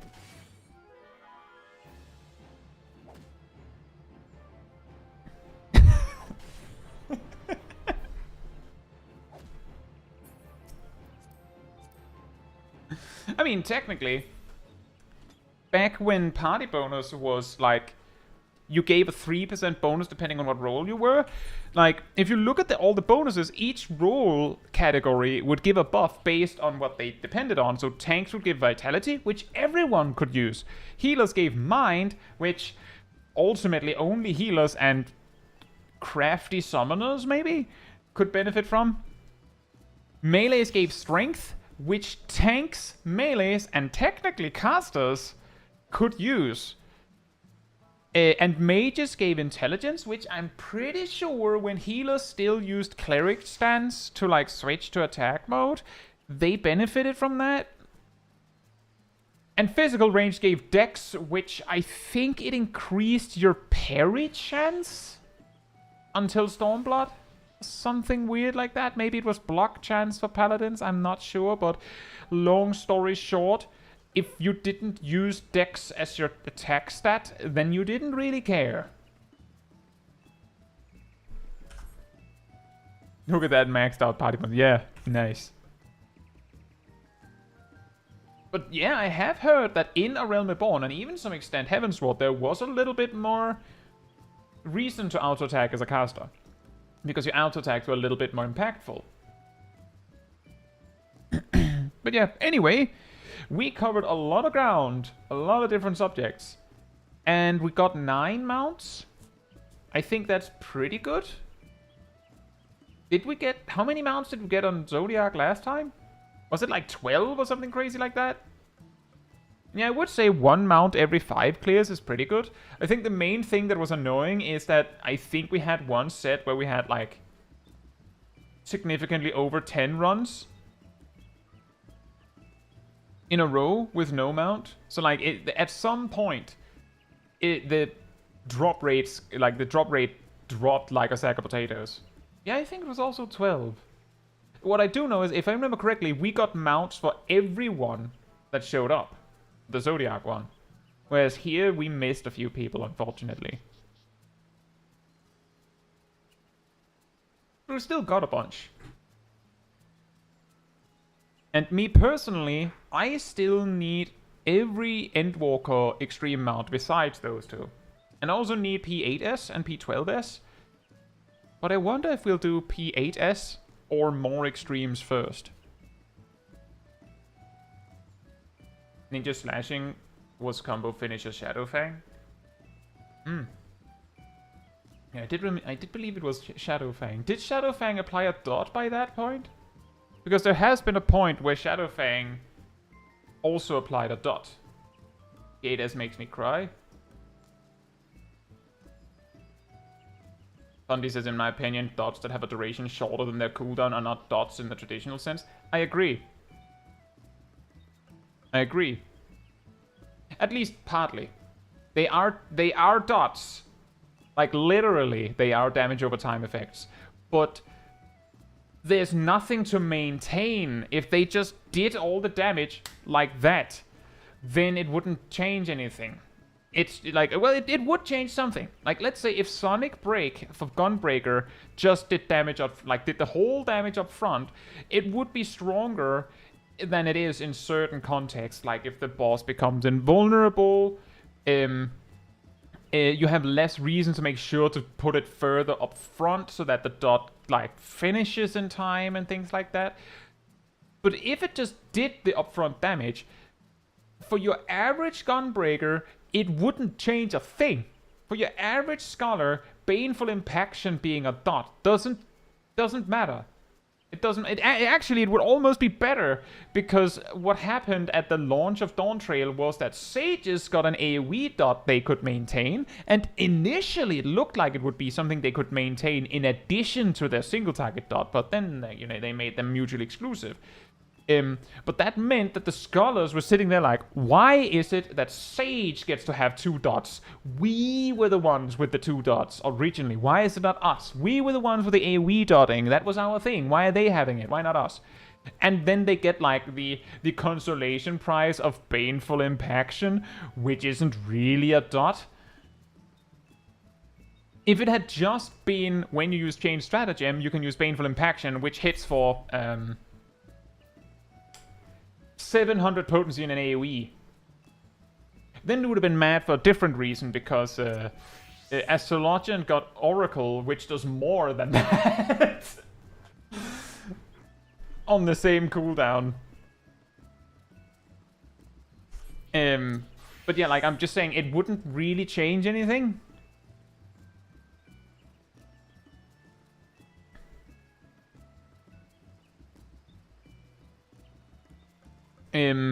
Which is like, I guess that's where Bondi is coming from as well with that, is that it doesn't really count as a dot in the traditional sense, because the traditional sense is it's a dot that you maintain, and your traditional dot is basically an attack with an imposed quote-unquote cooldown that you can choose to interact with however you like. Because if you use it more frequently, then you get less value.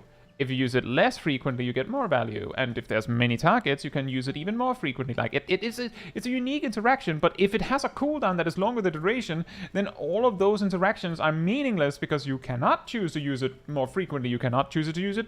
I mean, you can choose to use it less frequently, but why would you do that? And if there's multiple targets, it doesn't change anything. You wouldn't use it... Like, you can't... Like, if it's AoE, great. But that's it.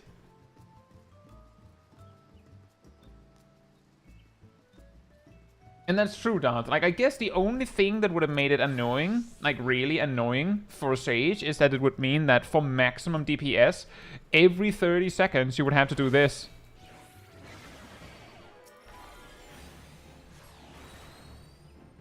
But if you're optimizing, this is where you are when that happens. So you're just here, like, doing this. And you're like, oh, right, if creation discourse, you have to do that as well. And then all my creation doses. There you go. Anyway, where was I? Like, it wouldn't change that much. But it does feel kind of clunky. I could see why they said no. I also feel like the really weird thing is that I'm pretty sure they could have just balanced the dot so that it wouldn't be a gain on one. Like, they didn't have to do them like that. They could have just made it so that the AoE dot was 360 potency in total. I mean, then it would say 36. That wouldn't look very nice. They could have made it 35. Metaboy said the same thing. If they just made it weaker than doses, then Sages would just go, oh, well, that's stupid. But on AoE, it wouldn't hurt. Like, you could single target dot everything up, and then AoE dot when everything's clumped up together. And it would be fine. And that's actually the thing. When I saw... I'm pretty sure I said this on stream as well, because we did look at, like, all the stuff, like the media tool stuff. I'm pretty sure I said when we saw that the Creation Disgracia seemed to be stackable with the Creation Doses was... like I said, if they want to make it like this, I wish they would have made the duration different so that it isn't just dot 1, dot 2. Like, make them separate so that, like, you have to maintain, like, you have to spin those plates separately instead of it just being one big plate that you just add another plate on top. And I also suggested that if they did that, like, if they made the duration on Euphrasia Disgracia 24 seconds and changed nothing else, then Euphrasia Disgracia would be a DPS loss on a single target. But it would be a DPS gain over doing nothing. It would be a DPS gain over this Disgracia. And so it could be used as a makeshift movement tool like Kat suggested. And yeah, I know, Buddy, that is also why we're talking about this. Because we specifically noted that they didn't say they were mutually exclusive, so they were not mutually exclusive. That's the purpose of Toxicons. The problem there, Nick, is that once you've spent your 3 Toxicons, it can be difficult to gain more without losing damage. So this would be an additional mobility option, essentially. Another suggestion I came with was exactly that they could just make it so that this Euphrasia Disgracia's potency was low enough, as I said before, that it wouldn't compete with doses. I do feel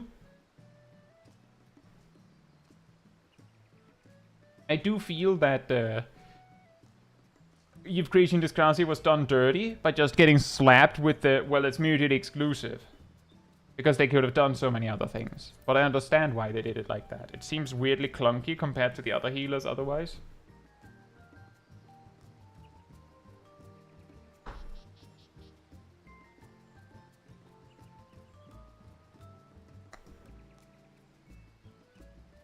And that's actually also a funny one, Bundy. Because, well, it's not the case at max level. But there is like a reasonable level range where of a level 54 to 63, where Art of War is not a gain over Broil, but it is a gain over Ruin 2. Well, 54 to 63, yep. It's kind of similar.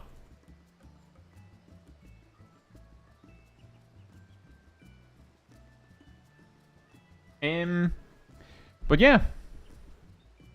With that said, we got some mounts, we got a lot of talks, which happens when you have something relatively easy to farm. Considering how we just went at it, I'm weirdly surprised we only got 46 clears. How long was a clear? Did anyone time that? I would open with inner release, then the intermission would be forced upon me exactly around the time I would inner release the second time. And if I did that, then the intermission would usually end right around when my inner release was ready again. And then the fight would end like a little over 30 seconds later, maybe? 2.5 minutes? Or 2 minutes and 50 seconds? That's more like 2.83 minutes.